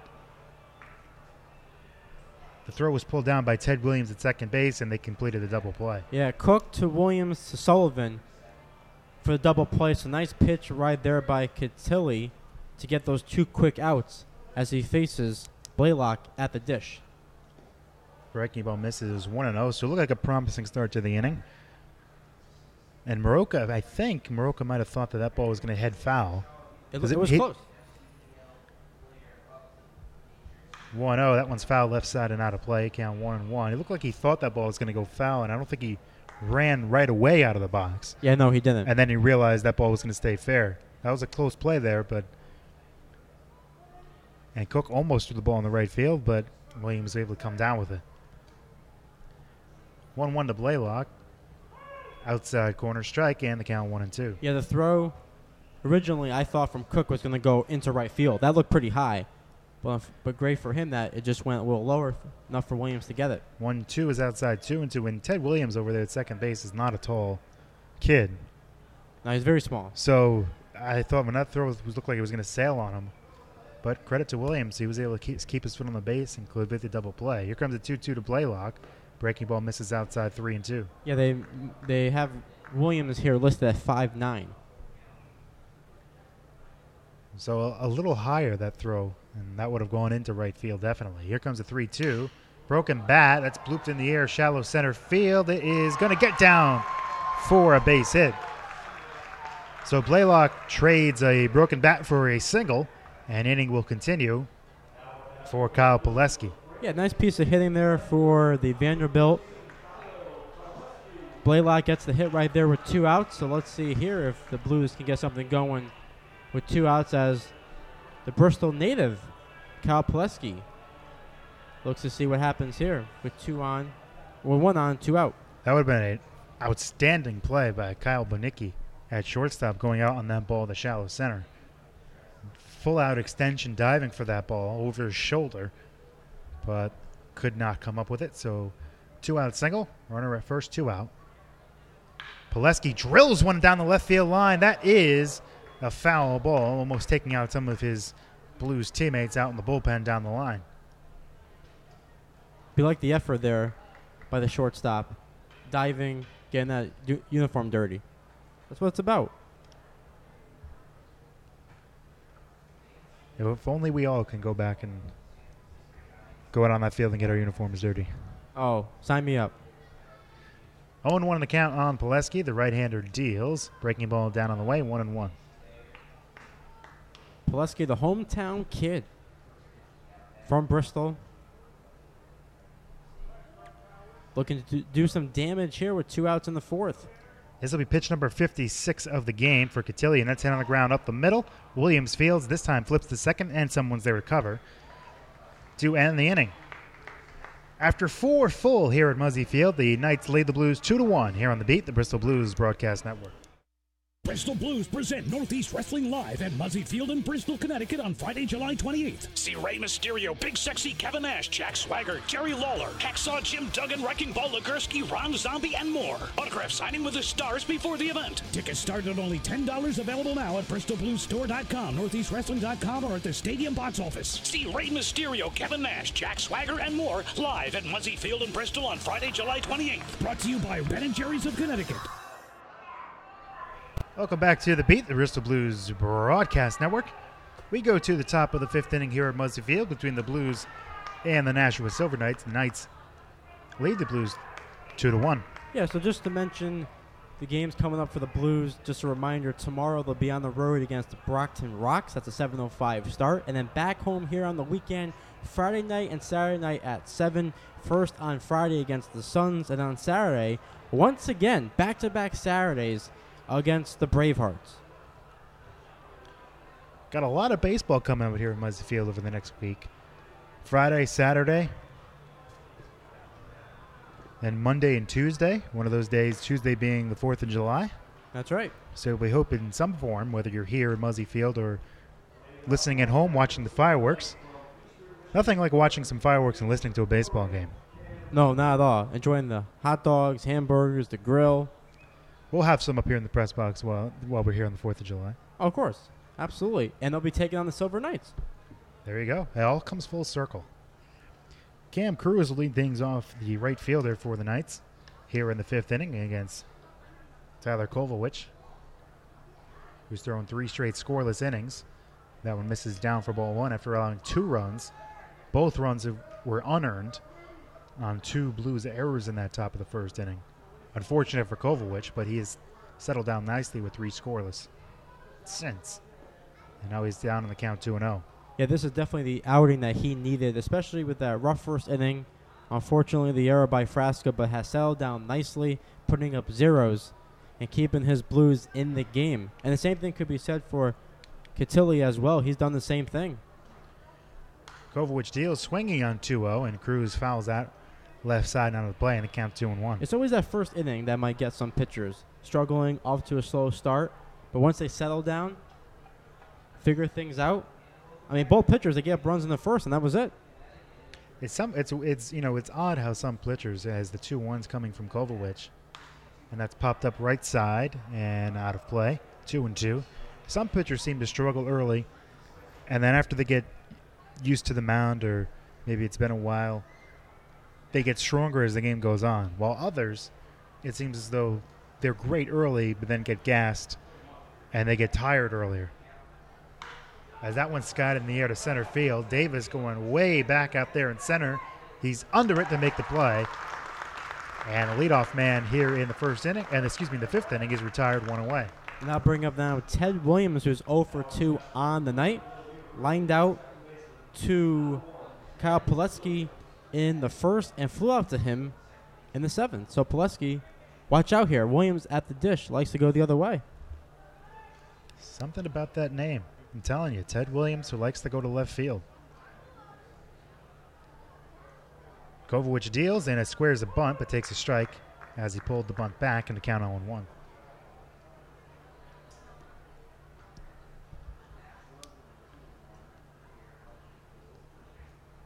One hit on the ground, right side. Goyon comes up and retired Speedy Williams, and there are 2 quick outs here in the 5th for Todd Kovacic. Yeah, both pitchers are working extremely quick on the mound, getting those early outs.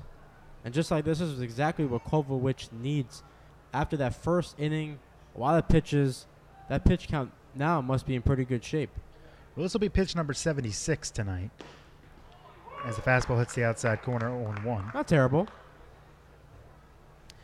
76 with 2 outs here in the 5th inning. 0-1, breaking ball drops in strike 2, so they get this out quickly. He'll for sure come back out for the 6th inning, and hopefully, for the first time in a while, a Blues pitcher can complete 6 innings. Yeah, the last time that was done by Jacob Wallace. 0-2, foul right side, still 0-2. And that was the first game of that doubleheader they had against the Navigators last Thursday. But yeah, he's in great shape. Which was a spot start. That's right. And it's a great chance for Kovacic here to definitely go at least 6 full. Right-hander deals the 0-2, breaking ball hit to first. Slides into first base as both the first baseman and Cook slid into first base. And it's Moroka who gets the out and wins the battle. So we are halfway through. 2-1. Knights lead the Blues as we head to the bottom of the 5th inning. Here on The Beat, the Bristol Blues Broadcast Network.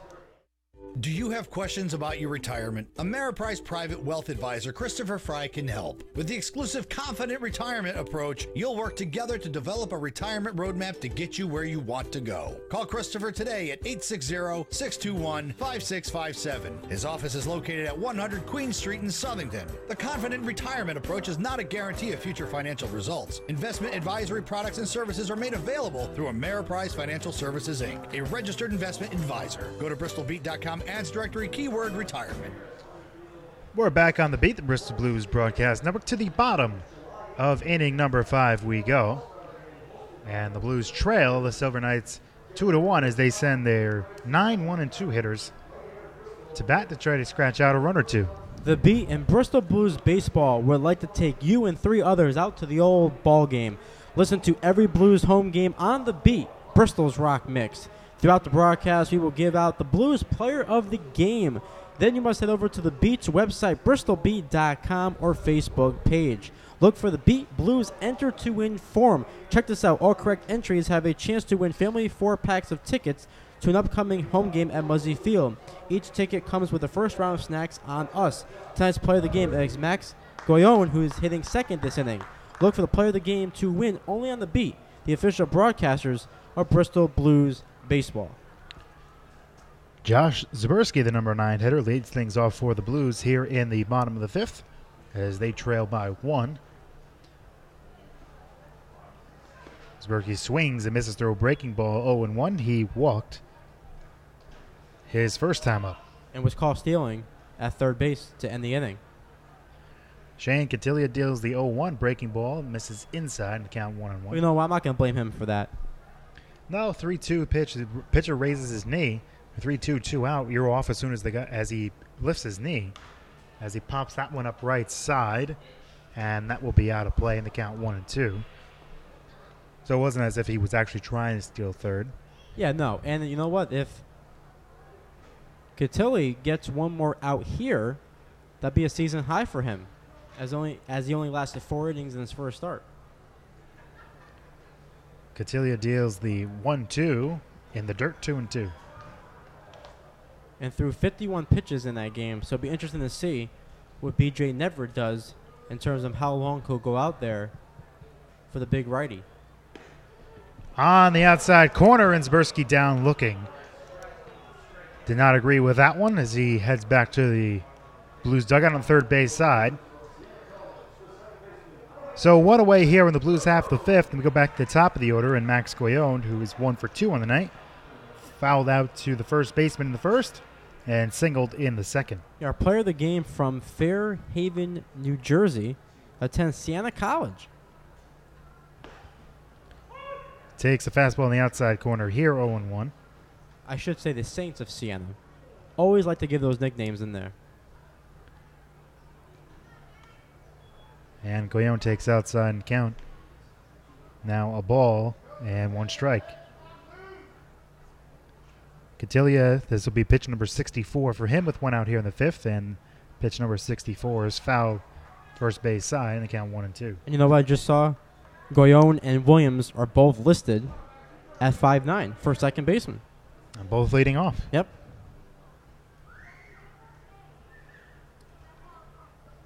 1-2, swung on and foul tipped, held onto by the catcher.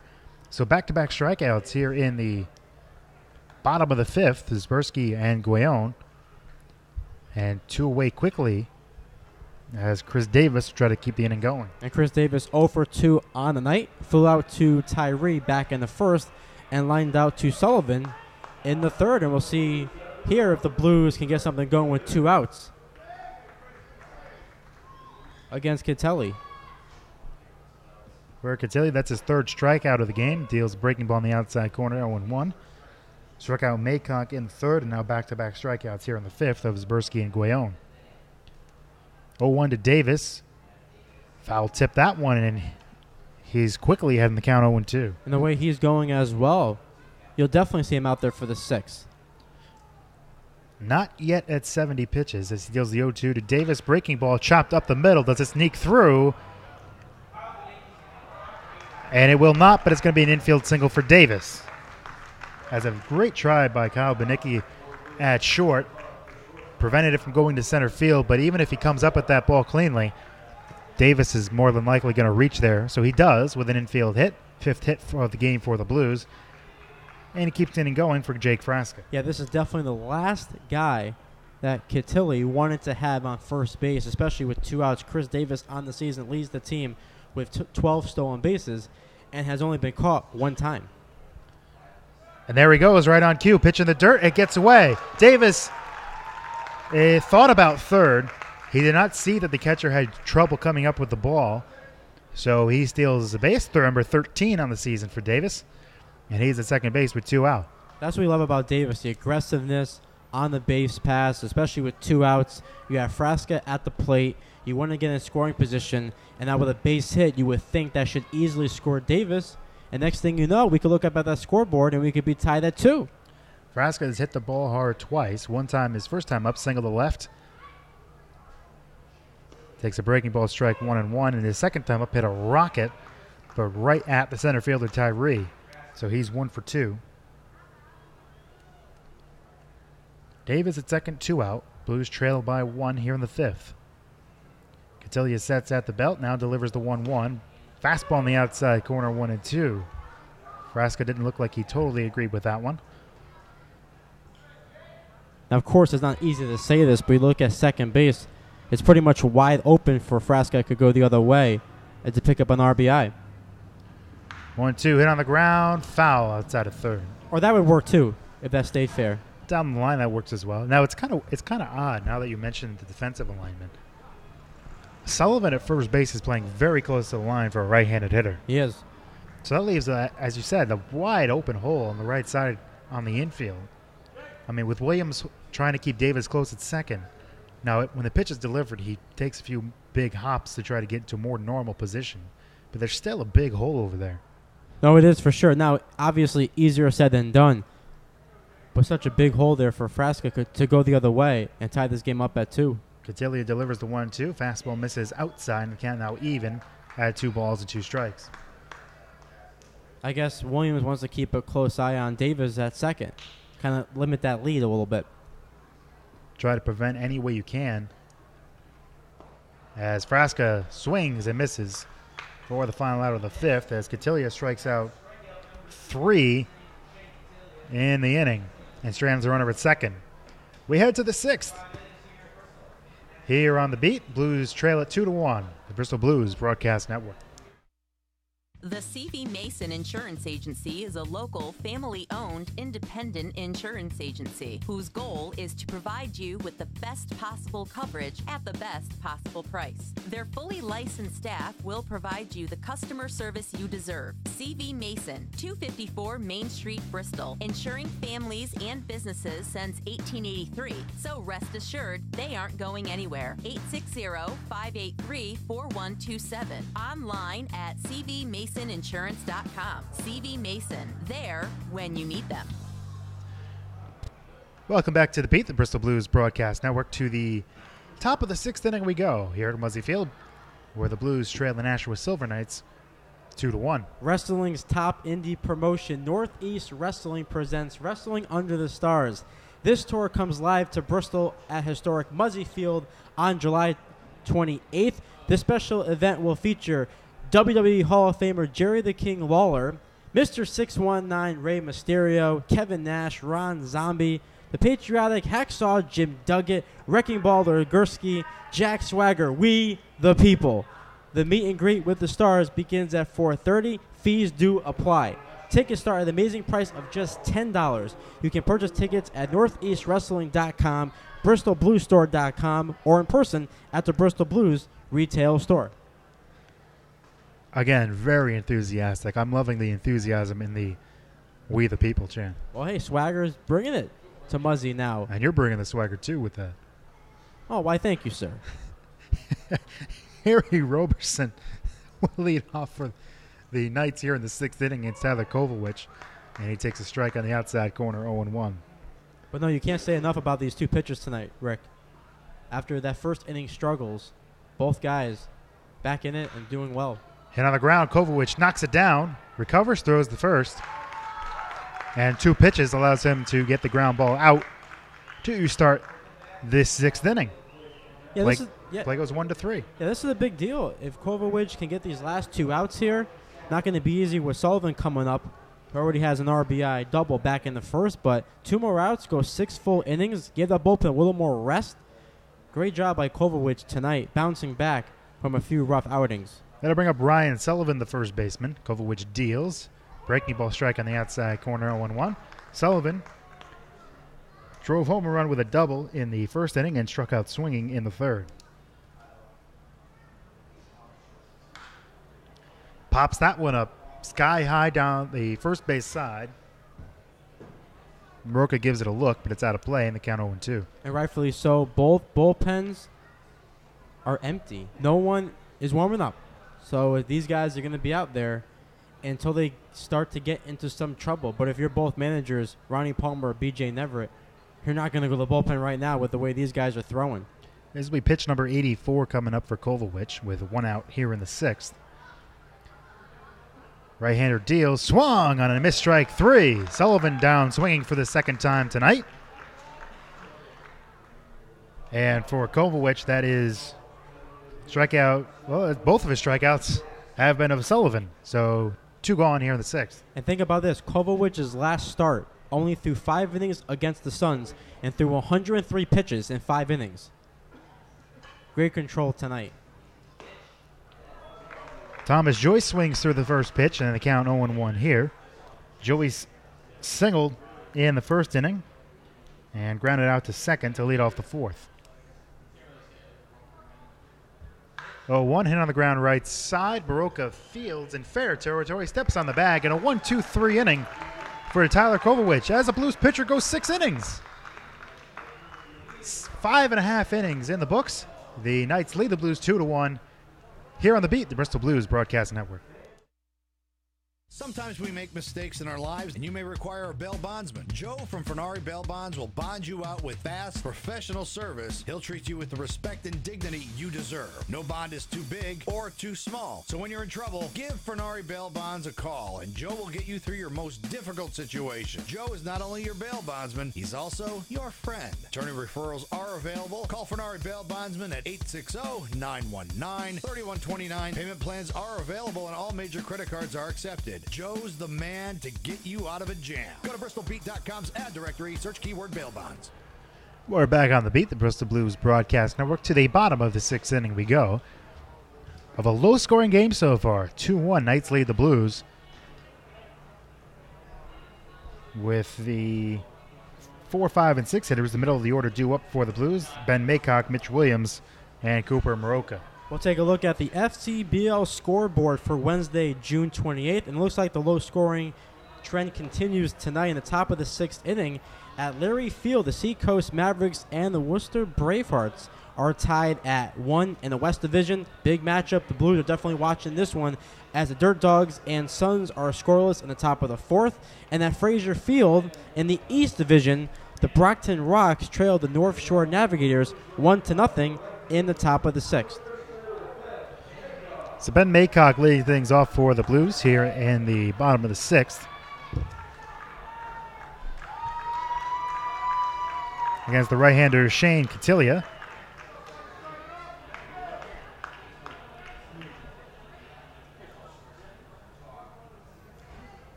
Cotillia enters this inning having thrown 74 pitches. Pitch number 75 is a breaking ball in the outside corner. And the crowd count 0-1 as the crowd voices displeasure on that strike one call to Maycock. Yeah, the Boo Birds are out. Did not like that call on the first pitch. 0-1 line to left field. There's a base hit. A solid single the other way for Maycock. His first hit of the evening. So a good start for the Blues here in the 6th. With a Maycock line drive single, that'll bring up Mitch Williams. Especially with Mitch Williams on the night. 2 at-bats, has reached base safely with that RBI back in the 1st and walked in the 4th.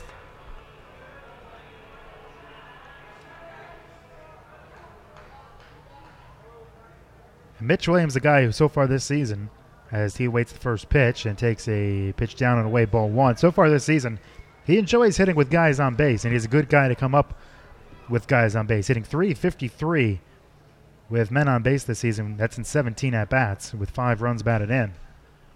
1-0, takes one down and away, 2-0. You can't forget about that home run he hit on the road against the Bravehearts in the 9th inning with 2 outs and 2 strikes to give the Blues that lead at the time 6-5. 2-0. Misses ball 3, 3-0. And this is a big game for the Blues tonight because with a victory and some help, they could easily be in second place after all the games conclude. Cotillia sets at the belt, now delivers a 3-0 pitch. At the knees, 3-1 as he looked down the left field line. And there is movement in the Blues bullpen. Runner at first, nobody out. Blues trail by 1 at the bottom of the 6th. It's Anthony Marone as that one is hit in the air to center. Tyree is there, makes the catch, and there's 1 away as Joe informs us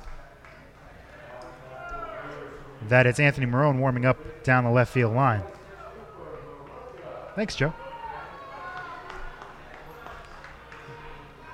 Sorry, go ahead. No, go ahead. No, that was a big pitch right there by Cotilli on a 3-1 pitch to Mitch Williams. Gets him to fly out to center field, and we'll see if he can settle down here with Maroka coming up. Maroka flied out to the wall in right field in the 1st inning and banged into a 5-4-3 double play. There goes Maycock, swung on a miss, throw to second, and he's in there. So a stolen base for Ben Maycock, and he's in scoring position now with 1 out. Get down there, big man. There you go. Get the stolen base. Getting scoring position. Probably threw off the Silver Knights, not expecting him to go there, and picks up the steal. He is 2 for 3 on stolen bases in the season now with that steal. 0-1. Hit on the ground to second. Into center field for a base hit. Palmer's going to wave Maycock around third. And that one's way offline. On the throw, Maroka goes to second. So an RBI single for Cooper Maroka as that stolen base comes in handy here. And the Blues have tied the game at 2. Yeah, great stolen base right there by Maycock to get in scoring position. Maroka with the hit up the middle to drive in the run, and not a good throw there by Luke Tyree. And because of that, that allows Maroka to go to second. So just like that, the comeback kids do it again, and we're even at 2. Not only a poor throw, but a poor decision to throw that ball. Yeah, no reason to. I mean, Maycock was steaming around third. That ball wasn't hit that hard at the middle as Blaylock squares the bunt. The pitch misses in the dirt. I mean, there was really no reason to throw that ball. I mean, by the time he got to the ball, Maycock was probably a quarter of the way around third base, and even a good throw probably would have been late. Oh, for sure. Yeah, he was going to easily make it. He should have just threw it to the cutoff men and keep the runner on first, but didn't. And for the Blues, you know what? You take it, and now he's at second. Now Blaylock bunts again and pulls it back and takes a strike 1-1. Not entirely sure why he's bunting with runner at second, 1 out. Maybe he'll see the third baseman stepping back a little bit, not coming in, so maybe, hey, I mean, that path is pretty much open there. If he gets a nice bunt down, he should be able to beat it out. 1-1, not squaring here. Swings and pops it up in the air to left. Roberson makes the play, and there are 2 outs as Maroka heads back to second. And Kyle Pileski will stand in. Yeah, Cam Cook was definitely back at third base. Wasn't really creeping in, so the opportunity was there for Blaylock to bunt. Obviously pulled it back, lined out to left field, so we'll see here Pileski, the hometown kid, could give the Blues the lead. Pileski 0 for 2, flied out to left, and grounded into a fielder's choice to end the 4th inning. The fielder's choice went 4-6. So Maroka at second, 2 out, a run in, game tied at 2. And Pileski takes a pitch on the inside corner, and the count 0-1. But what can you say about the Blues? Down early, 2-0, get that 1 run in the first, and then add another one here to tie it up at 2. Doesn't matter how many runs they're down. They always fight and come back. 90th pitch of the game is fouled away, and Pileski quickly down on the count. 0-2 against Cotillia. But really, it seems like every game we talk about the same thing. If the Blues are trailing, they come back. Most of the time they win. It's pretty remarkable what we have seen so far from this Bristol Blues team, especially with the way they started the season and got a couple nice victories and are back at 500. 0-2 to Pileski. Hit on the ground to third. Cook fields throws to first, and that will end the inning. But the Blues tie the game on the RBI single by Cooper Maroka, driving home Ben Maycock. 2-2 game as we head to the 7th. Here on The Beat, the Bristol Blues Broadcast Network. Would you let your child drive a car without taking a class first? Heck no. So don't let them graduate high school unprepared for the real world. This program introduces a student to themselves, unlocking their full potential, help your kids find their gift, leading to a successful life. Classes are available locally and nationwide. Sign up your student today, ages 10 and older. For more information, call 860-309-0182 or visit bristolbeat.com, add directory, keyword, Work It. Let Work It help you. To the top half of the 7th inning we go here on The Beat, the Bristol Blues Broadcast Network. 2-2 game between the Knights and Blues as the night for Tyler Kovalwich is done after 6 innings. And he will give way to the right-hander Anthony Marone, coming into his 8th game of the season. He's 3-1 with a 4.61 ERA, 13 2/3 innings. He struck out 8 and walked 8 and allowed 12 hits. Three of the four last games he has pitched, he's earned the win in. June 15th against the Navigators, June 23rd against the Sharks, and then came in the next night, June 24th, right here against the Bravehearts, and picked up the win. And with the game tied at 2 here, if he can hold them, and the Blues can scratch out some runs, he can earn another win here. And he's been getting a lot of work of late. That June 24th game, which he earned the win, which was Saturday, went 3 innings, allowed no runs in 1 hit. In that game, he's gone 3 innings in 3 of his 7 appearances this season. That's great, though, how Ronnie Palmer, it doesn't matter which guy in that bullpen, we keep harping on them, but it's true. All these guys can give you multiple innings. They could pitch 2-3 innings, rest some other guys. And Marone, that's why Palmer's going to him. He wants that lucky charm to continue. Marone is the lucky charm right now. So far, seems like it. Every time he comes in, he does good things. Now as Kyle Banicki, the shortstop, leads it off for the Blues. We'll have to recap the night for Tyler Kovalwich, who went 6 great innings. And you mentioned at the top during the pregame, limit the walks. Well, when you give up 0 walks, you've done that. You can't ask for more for what he did tonight. Marone deal. That's lined to center field. That's going to be in front of Davis for a base hit. So 1 pitch from Marone, and Banicki turns it into a single to center to start the 7th. But that was the thing with Kovacic. We talked about this in the pregame on a little show we had. 11 innings, 10 walks. So huge tonight to walk 0 guys, limit the damage, and pitch 5 scoreless innings after giving up 2 early runs. So impressive tonight. So total, he goes 6 innings. We'll give you that total right after Marone's pitch. Breaking ball high, 1-0. 6 innings, 4 hits, 2 runs. Both of those runs were unearned thanks to 2 Blues errors in the first inning. No walks, and he struck out 2. So a good outing for Kovacic. 1-0 pitch, breaking ball, the upper part of the strike zone, the count even at 1-1. And that's the other thing, too, because as we know, Kovacic is a strikeout pitcher, but you'll take less strikeouts if he can give you more length on the mound. Bonicki leads off first with nobody out in the 7th. Marone deals. Good fastball on the outside corner, 1-2.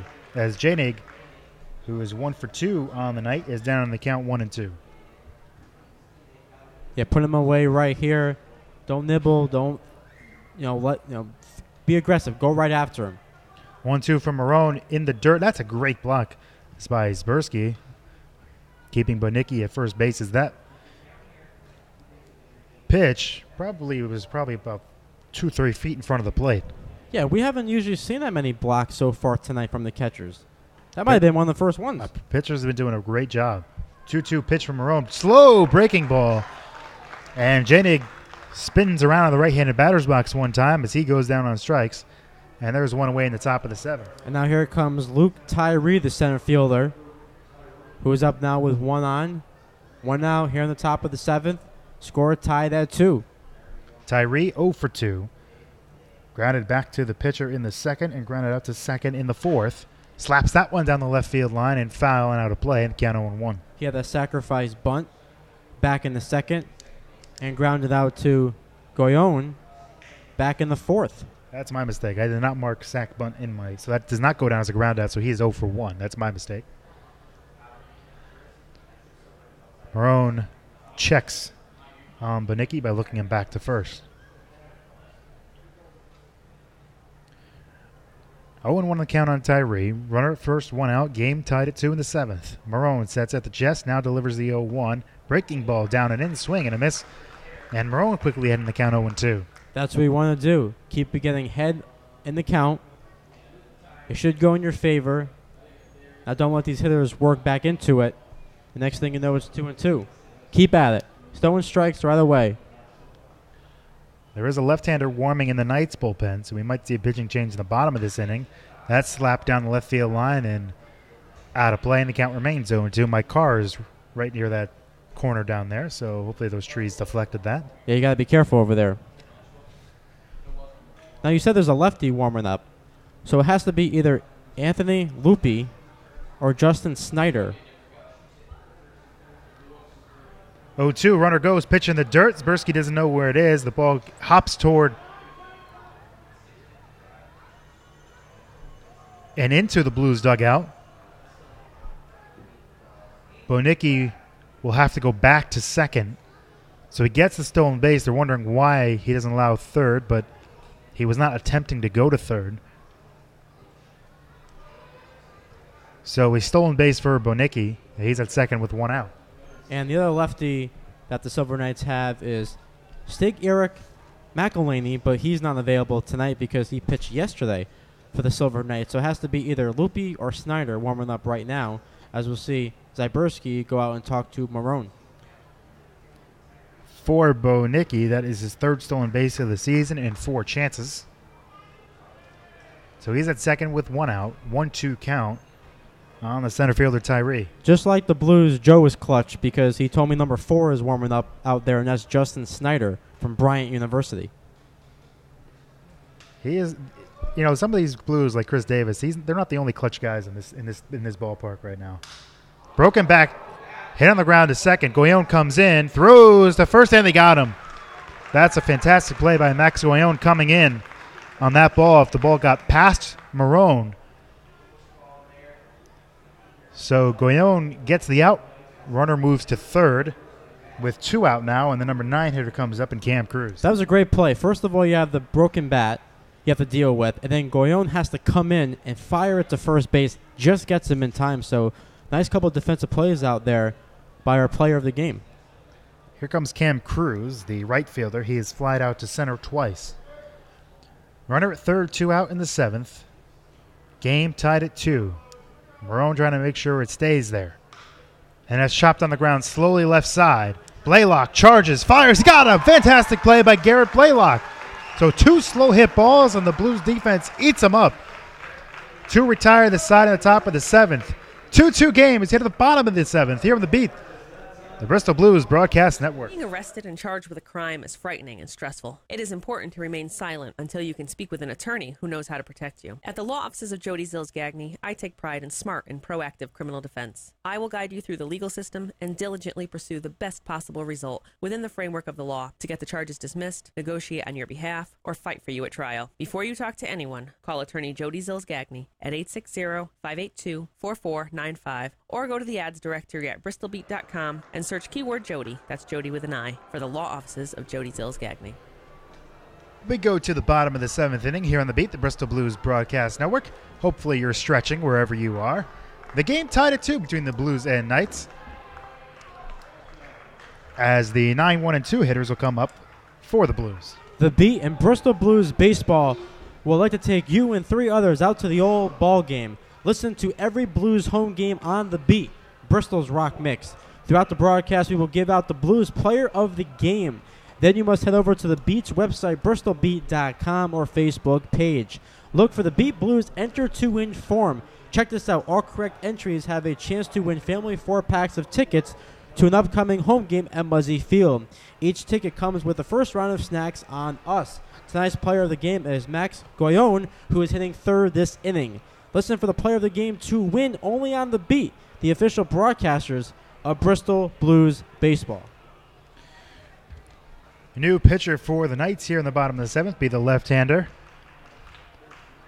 as Joe so wonderfully announced to us during the inning as we were trying to figure it out. It'll be the left-hander Justin Snyder, native of Georgetown, Massachusetts, goes to Bryant University. This will be his 6th appearance of the season. Has not won or lost a game, has a 3.85 ERA. Over 9 1/3 innings, has struck out 7, allowed 8 hits, has not walked a batter. His last outing came June 23rd on the road against the Bravehearts. Went 2 2/3 in that game, did not allow a run, allowed 1 hit, and struck out 3.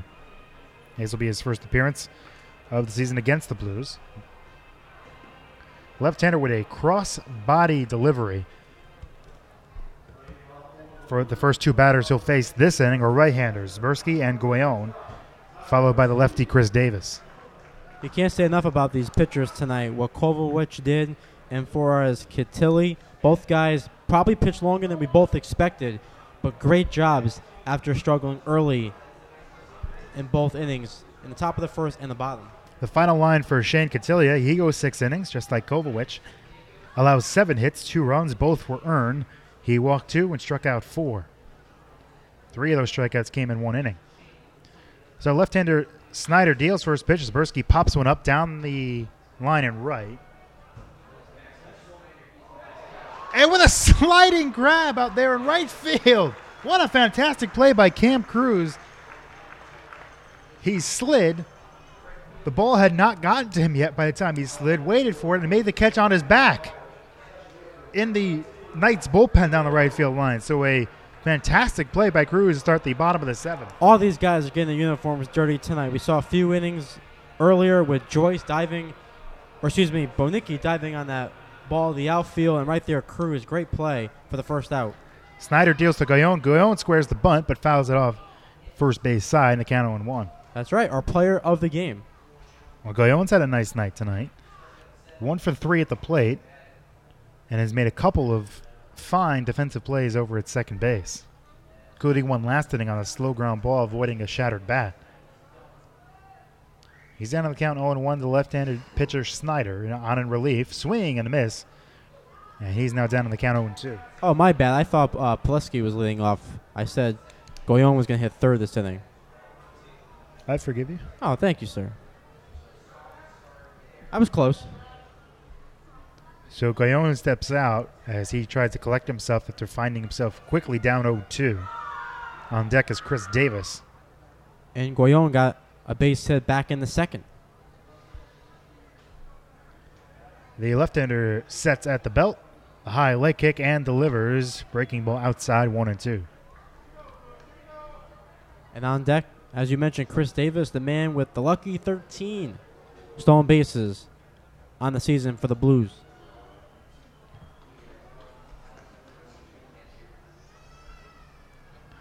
The 1-2 pitch coming to Guillon, fouls that one straight back. And the count now 1-2. Guillon on the season, not hitting that well against left-handers, only .214 in 14 at-bats. Does have a home run, though. Snyder deals the 1-2 pitch. Outside, 2-2. So from 0-2, Guillon works the count back even. It was amazing, one of the stats that I saw pregame before the Blues took on the Silver Knights, how 8 batters were hitting .275 or less. 2-2, foul down the right field line. Cruz again. Lays out, but it's foul. Cruz almost made another fantastic diving play down the right field line, but could not come up with that one. Almost looked like he slid past the ball. So Guillon will come back to the batter's box for another chance. And, of course, what I meant to say was .275 or better. 8 guys hitting at least .275. So considering a few weeks ago we saw the Blues hitting under .200 as a team, came into tonight's action hitting .251. So a major improvement over the last few weeks. Especially a couple games where we've seen them score double-digit runs. Yeah, the past week or so, week and a half, they've really gotten that average up there. They're still 7th out of 9 teams in the league in batting average, but they're creeping up. 2-2 pitch to Guillon, breaking ball 3-2. So a tough at-bat here by Max Guillon, down 0-2. Has spoiled a couple pitches, and now the count is full 3-2. Yeah, listen, if you could get on base to bring up Chris Davis, who's always been big time in these situations. Snyder deals, and that's popped up again into right. Cruz did not see where it is. He still doesn't see it, and then recovers to make the play. Had his arm spread out wide, wondering where that ball was. Finally saw it at the last second and made the play. And there were 2 gone to the bottom of the 7th. It's always funny how you see these outfielders or infielders make a tough play look easy, and then a routine fly ball, they don't know where it is. And he just found out at the last second. So Guillon is retired. That was a high pop-up, too. And it's kind of at the time of night where that might blend in with the sky. It's not totally dark yet here. So 2 out. Here comes the left-handed hitter, Chris Davis. He is 1 for 3. Flied out to center, lined out to first, and singled and stole base in the 5th. And Davis loops one to Cook at third. And that will retire the side. 1-2 inning for Snyder. After 7 full innings of play here at Muzzy Field, we are tied at 2 here on The Beat, the Bristol Blues Broadcast Network. The Beat Bristol's Rock Mix is proud to be the official broadcast station of the Bristol Blues, the city's very own baseball team. So whether you're at the field or away, catch every home game from Muzzy Field by listening to the broadcast at bristolbeat.com or on our free app. This year's winning combination, Bristol Blues baseball on Bristol's Rock Mix, The Beat.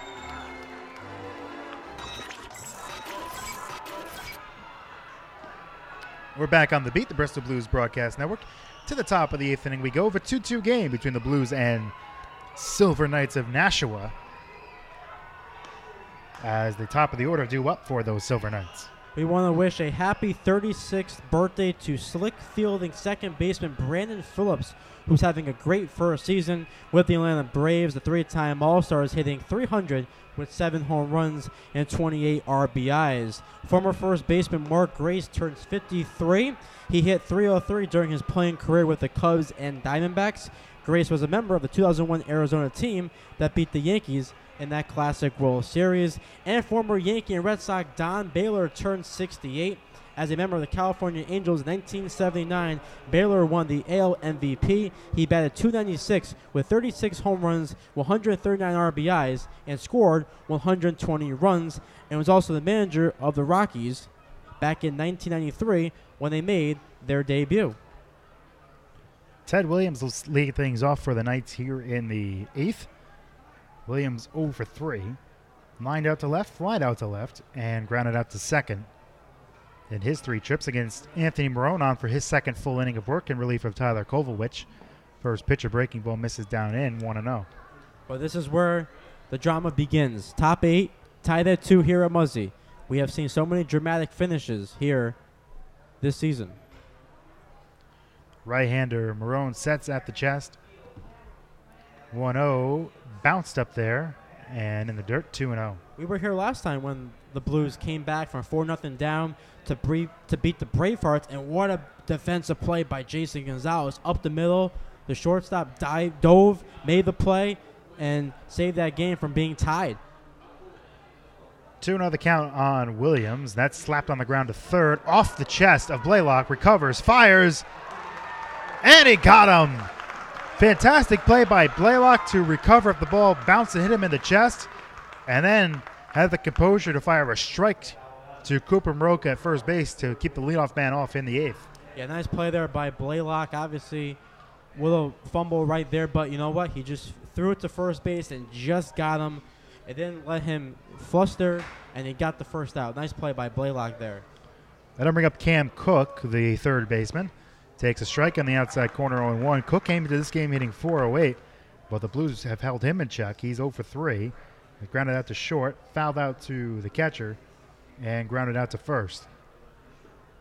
0-1 from Marone, down and away 1-1. And coming up for the Blues next inning be the 3, 4, and 5 hitters, Jake Frasca, Ben Maycock, and the DH tonight, the Wild Thing, Mitch Williams. 1-1 the count on Cook. Nobody on. Here in the top of the 8th for 2-2 game. The right-hander Marone deals. Foul back, count 1-2. But what can you say once again about Marone coming out of the bullpen, giving Palmer a few innings, keep those guys in the bullpen, and Marone, like all these other guys we've seen this year, Natoli, Marone, these guys have been delivering the whole season. 1-2 pitch. Down and away 2-2. And we still haven't seen yet the debut of Hayden Manning, who's out there from Portland, Connecticut.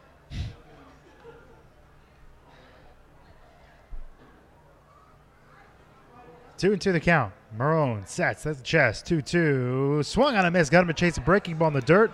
Zbersky gets an angle, fires the first to complete the play as Marone picks up a strikeout, and there were 2 gone here in the 8th. Nice pitch by there for Marone to have Cook chase. Quick outs, and now he'll face Roberson with nobody on. Now, Mark, as Roberson steps in here, you mentioned that Mark Grace's birthday. Yes, I did. Today? We were debating this as we talked about this in the car on the ride up here. As Marone's first pitch to Roberson. Well, this might have to go for the next inning. Frasca fields at short, throw to first, and a 1-2 inning for Marone. So we'll get that discussion next inning. 2-2 game as we head to the bottom of the 8th inning. Here on The Beat, the Bristol Blues Broadcast Network. Looking for a great day out on the golf course? Join us for the Central Connecticut Chambers of Commerce Golf Tournament taking place Monday, August 7th at Tunx's Country Club in Farmington. This tournament is tons of fun with lots of prizes, great food, free gifts, good company, and some beautiful golfing. Plus the chance to win 5 hole-in-one prizes, including $10,000, 2 Harleys, and 2 brand new cars. Sponsorships, foursomes, and individual golfer opportunities available. Register today at centralconnecticutchambers.org. Welcome back to The Beat, the Bristol Blues Broadcast Network. To the bottom of the 8th inning we go already here at Muzzy Field as the Knights and Blues are knotted at 2. Show off your team's colors with some Blues merchandise like Rick and I have. There are 2 ways to do this. Either check out bristolbluesstore.com or stop by the store at 357 North Main Street. Call 860-582-2583. Sing the blues with new Blues gear. For the Blues, there'll be a 3, 4, and 5 hitters due up here in the 8th inning. The perfect hitters due up to have a rally. Jake Frasca, Ben Maycock, and Mitch Williams. With the game tied at 2. And now, foolishly, I decided to start a discussion with 2 outs. And of course, Man at the plate swings the first pitch and grounds out to end the inning. That always happens. But we were talking on the ride here about Mark Grace, as you mentioned that it was his birthday today. Yes, it was. And I said, do you think he's a Hall of Famer? We looked at his stats. And what was your thoughts on that? I said no. Is he close? I mean, his numbers are very solid throughout his career. He's a very underrated player, but as far as Hall of Fame caliber, no, I think he just missed it. Now, according to Baseball Reference, according to the top 10 similar batters in baseball history, 1 out of the 10 is a Hall of Famer, and that's Ennis Slaughter, who played in the 30s, 40s, 50s. Played for the Cardinals, Yankees. Snyder deals to Frasca on the outside corner, 0-1. The player he's most similar to, Keith Hernandez, according to Baseball Reference. That's a good comparison. Both guys very good with the glove, solid hitter, and always made contact. Snyder deals to Frasca, the 0-1, inside 1-1. I mean, you look at Mark Grace and you think, okay, why is he Hall of Famer? Why is he even thought of possibly could be a Hall of Famer? Well, he has 2,445 career hits, a 303 career average, and a 383 on base percentage. 1-1 is popped up in the infield. The call and the catch made by the third baseman Cook for the first out of the 8th. He also has 511 doubles in his career, which is in the top 100 all-time in baseball history, number 54 all-time. His hit ranks 119th in career hits. So he had a good, solid career. Oh, no, he did for sure. Absolutely. Also a 3-time Gold Glove Award winner and a 3-time All-Star. So I agree. But he's a good ball player, probably just missed. Yeah, I think so. Yeah, like you said, solid numbers, underrated, guy who flew under the radar, but just misses my criteria. Sometimes I'm a tough grader. You got to be. Ben Maycock takes a pitch outside 1-0 with 1 out here in the 8th. But let's not forget here, if the game's tied after 10, we'll go to a home run derby. Maycock takes high 2-0. 2 runs, 5 hits, no errors for the Knights. 2 runs, 7 hits, 2 errors for the Blues. The Knights scored both of their runs way back in the first inning. Blues with 1 in the first and 1 in the 6th.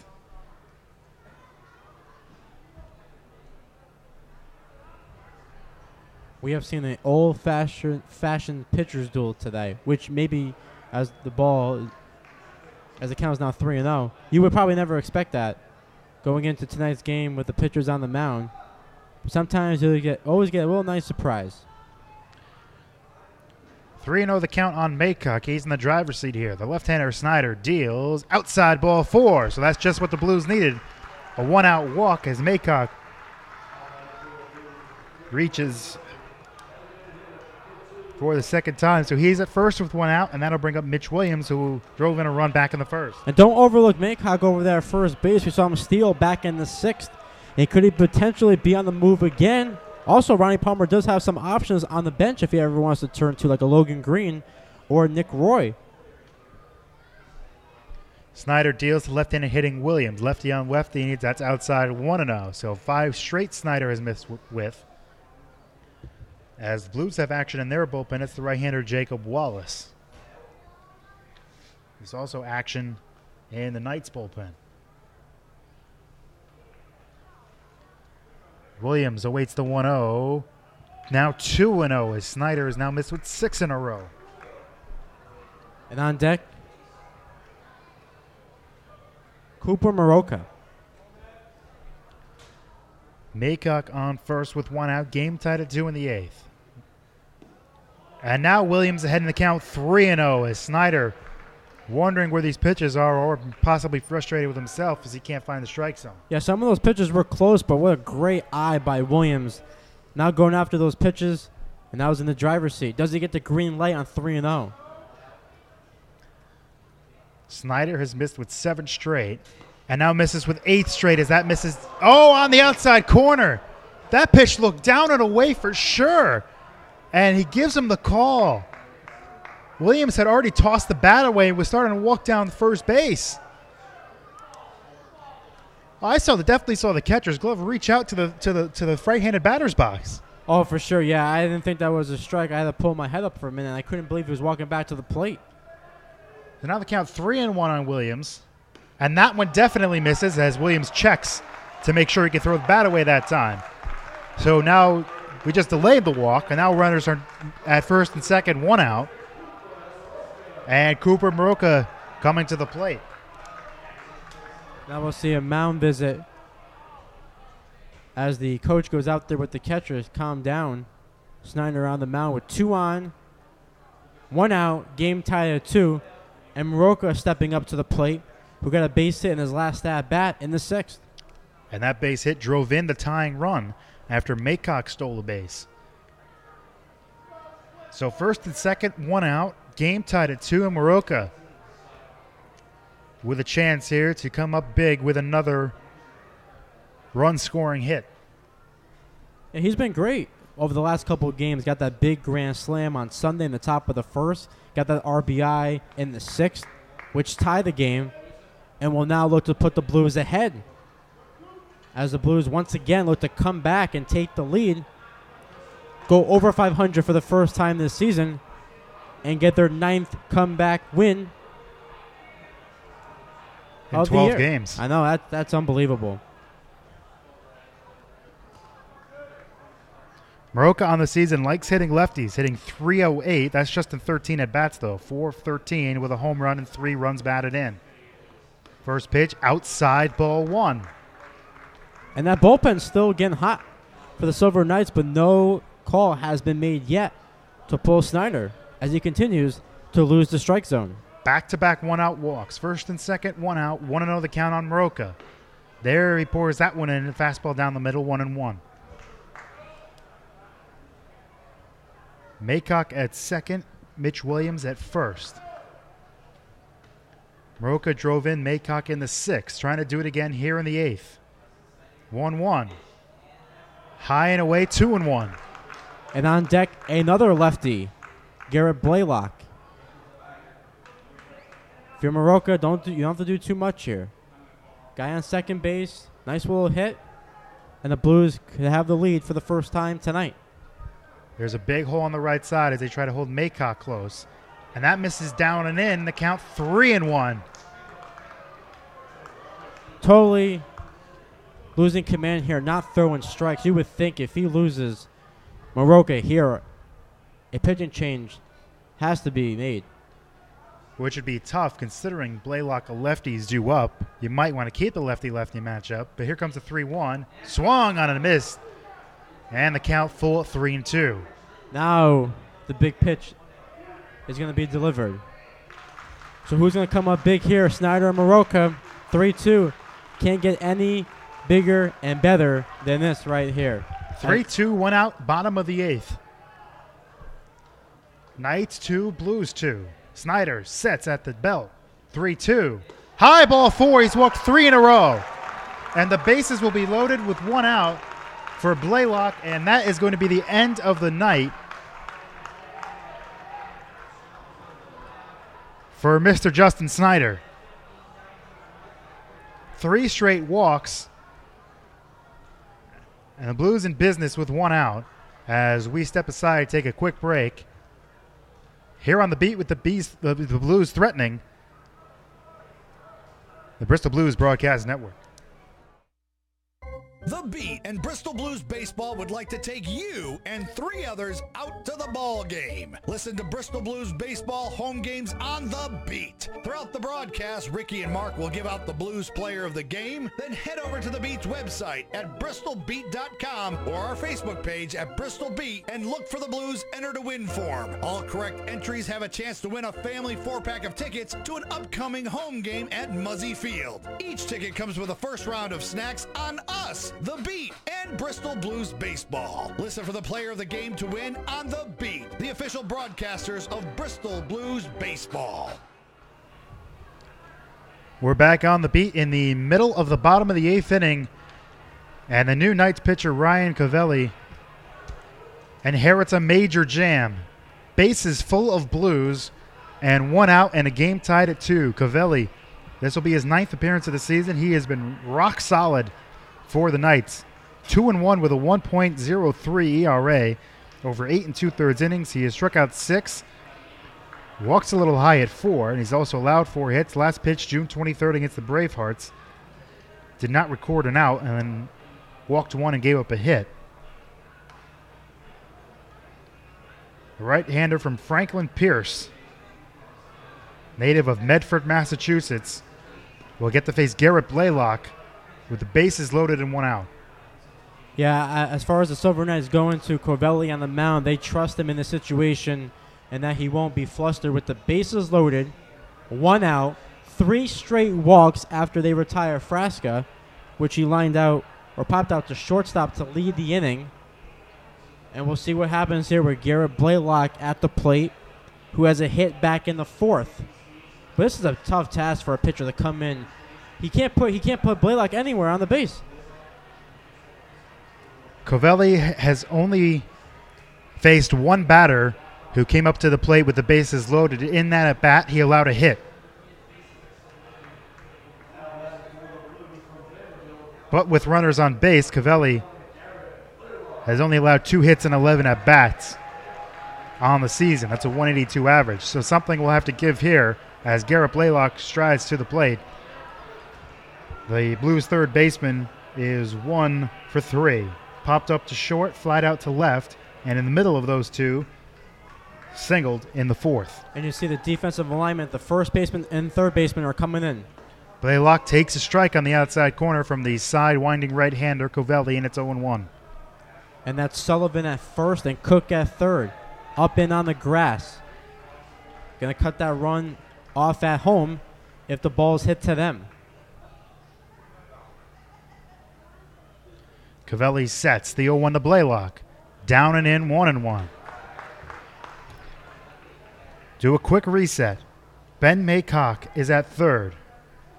Mitch Williams at second, Cooper Maroka at first. All 3 of them were walked by Justin Snyder.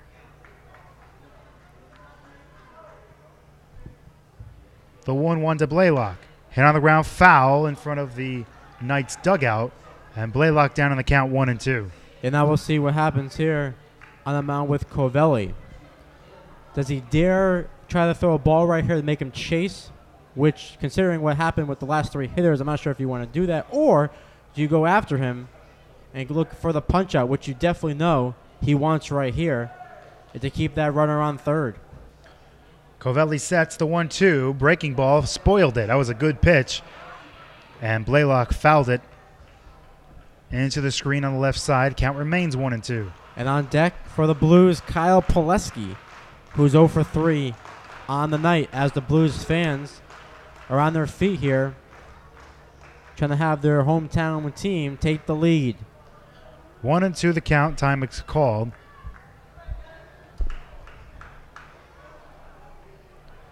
Blaylock steps back in. Down in the count, 1-2. The right-hander Covelli sets at the chest. The 1-2 pitch. Foul back again, 1-2. Nice at bat here by Blaylock, though. Back-to-back foul balls. Staying alive in the count as he's down 1-2. With Covelli on the mound and bases loaded. In the 8th, tied at 2. Both of these teams come into this game exactly at 500. One of them, at the end of this, will be over 500. Blues at 11-11. The Knights at 10-10. Blaylock, Covelli, 1-2 the count. 1 out in the 8th. The pitch. Hit in the air to left. This might send Maycock home. Catch is made.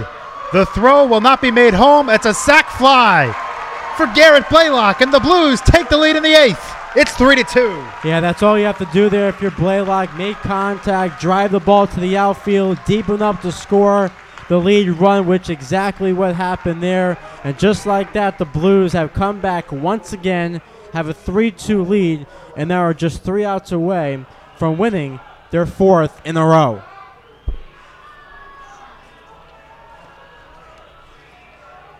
For Blaylock, that is RBI number 4 on the season. So a sac fly, runners at first and second, 2 out, a run in, and now Pileski taps it foul off the plate and the count 0-1. That's a big sac fly. Yeah, you just love that. You don't have to do too much there. Even an out, which just happened. You hit the ball deep to the outfield. He was going to easily score there from third, and just like that, the Blues are up by 1.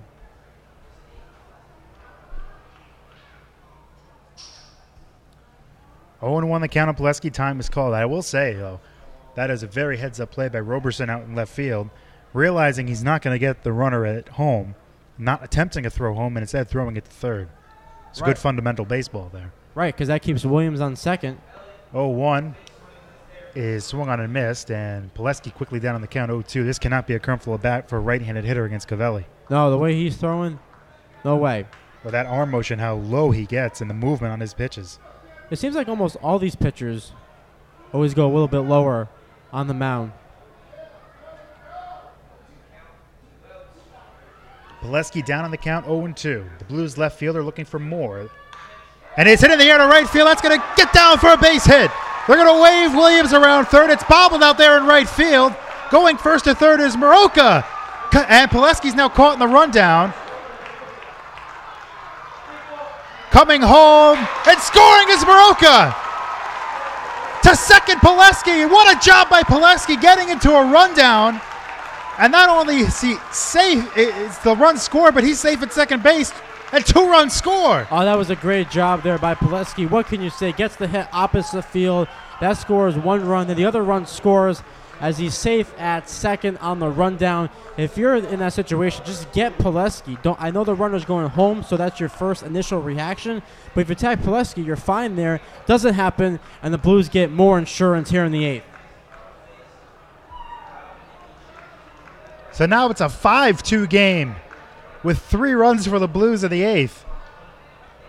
And Pileski was pumped at second base.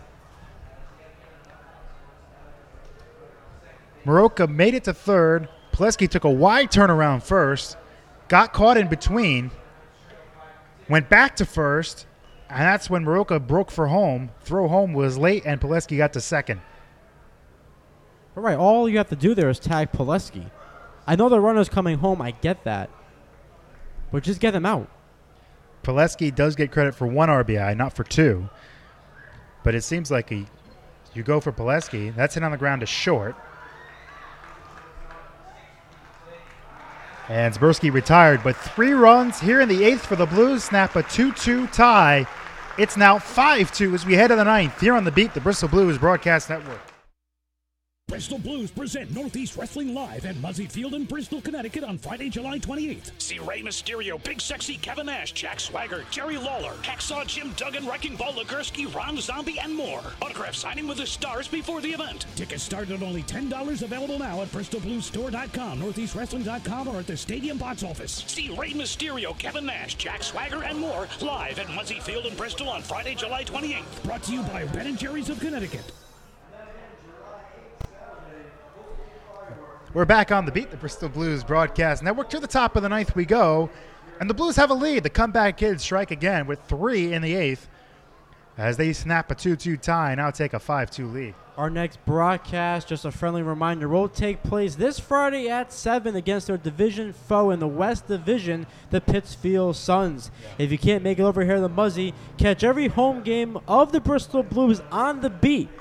Bristol's Rock Mix, proud to be the official broadcast station of your Bristol Blues. Bristol Blues baseball on The Beat is truly a winning combination. It's time to raise the curtain as we head to the top of the 9th, and Tommy Curtin looks for the save. The Bristol, Connecticut native and right-hander out of CCSU will make his 6th appearance of the season. He's 0-1 with a 3.37 ERA, has picked up 4 saves. In 5 1/3 innings, he struck out 8, walked 2, and allowed 5 hits. Picked up the save in his last outing. That was here at Muzzy Field against the Bravehearts on June 24th, when an inning in that game allowed 2 hits. As we said, picked up the save, and that was the game where Jason Gonzalez saved the day at short with a diving play and getting the out at second base on the fielder's choice. to preserve the Blues' 5-4 win. You talk about what a home debut for Gonzalez. Plays shortstop, saves the game with that diving stop, and to give the Blues the victory as Curtin looks to shut the curtain tonight and give the Blues the victory. He's going to face the 4, 5, and 6 hitters, Sullivan, Joyce, and the shortstop, Bonicki. The leadoff man in the ninth, Sullivan, is 1 for 3. Had an RBI double back in the first, struck out swinging in the third, and struck out swinging in the sixth. He was the only 2 strikeouts Tyler Kovalevich had on the night, the starter who went 6 innings and allowed just 2 unearned runs. 8 consecutive shutout innings for Blues pitching. 6 innings for Kovalevich. 2 for Marone, and now Curtin in the ninth. First pitch, a strike on the outside corner, 0-1 to Sullivan. Opponents just hitting .227 against the right-hander from Bristol. Curtin sets at the chest, the 0-1.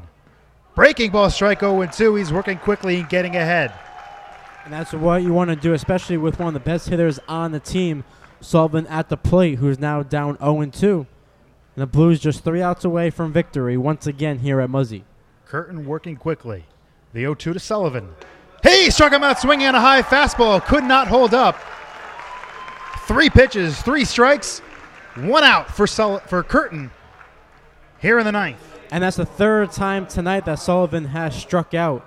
Once in the 3rd, once in the 6th, and now to lead off the 9th. So now 2 outs away from the Blues' 12th victory of the season. That'll bring up Thomas Joyce, the DH. Joyce is 1 for 3 with an RBI. That RBI came in the first. And since then, the Knights have not scored. Fastball, strike 0-1.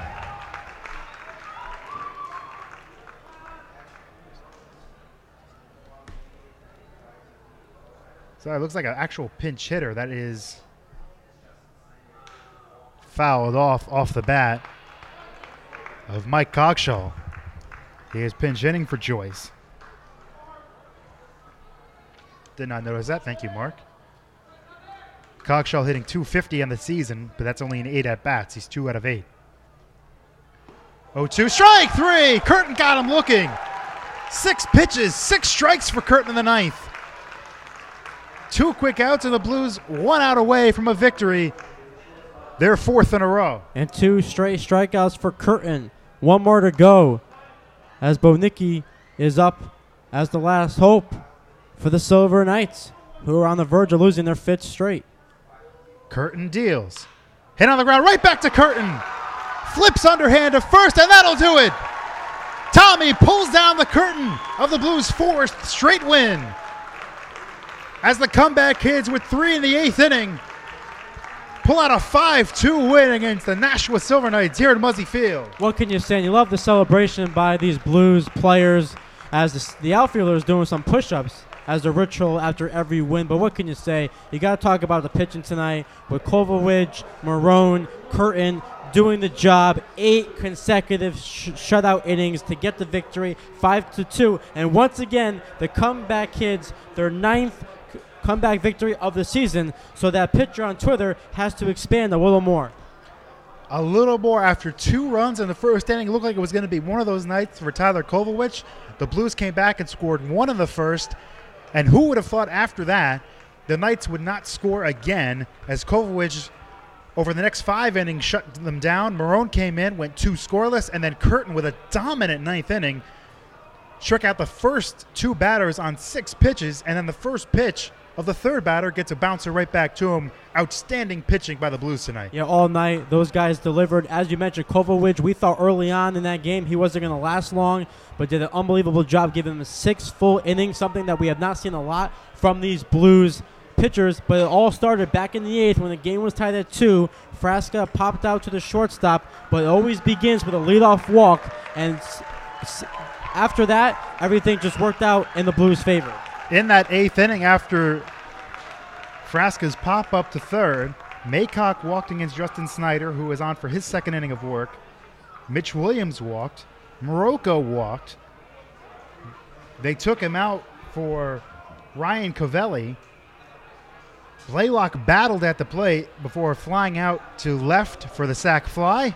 They make it 3-2, and then Kyle Pileski delivered a single to right that scored the 4th run. He got caught in the rundown. It allowed Cooper Morocco, who had gone first to third on the play, it allowed Morocco to score as Pileski got caught in the rundown. Pileski ended up reaching second base for a total of 3 runs in the 8th inning. Yeah, smart play by Pileski there. Obviously gets the hit, but in that rundown, Sullivan chose not to tag him out. Instead, he tried to throw out Morocco at the plate. He saved, 2-run score, and just like that, the Blues are up by 3. So for the first time all season, the Bristol Blues are over 500 as they go to 12-11 on the season. The Knights take the loss. They go to 10-11. The final line is the Knights 2 runs, 5 hits, no errors. And for the Blues, 5 runs, 8 hits, and 2 errors. The win goes to Anthony Marone. The past 3 games Anthony Marone has come into, he has picked up a win. The lucky charm. That's what I'm saying. Anthony Marone picks up the win as he goes to 4-1 on the season now out of the bullpen. The loss goes to Justin Snyder. For Snyder, that is loss number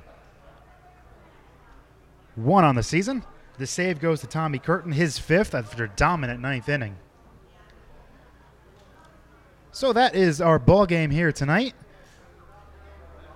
Our thanks to our on-site producer, Mr. Huck Gallagher. Fantastic job tonight, along with the staff and management of Bristol Blues Baseball for making our broadcast possible. Our next game for Muzzy Field will be a couple nights from now on Friday, the first of back-to-back games. That game is Friday at 7 o'clock sharp here at Muzzy Field against the Pittsfield Suns.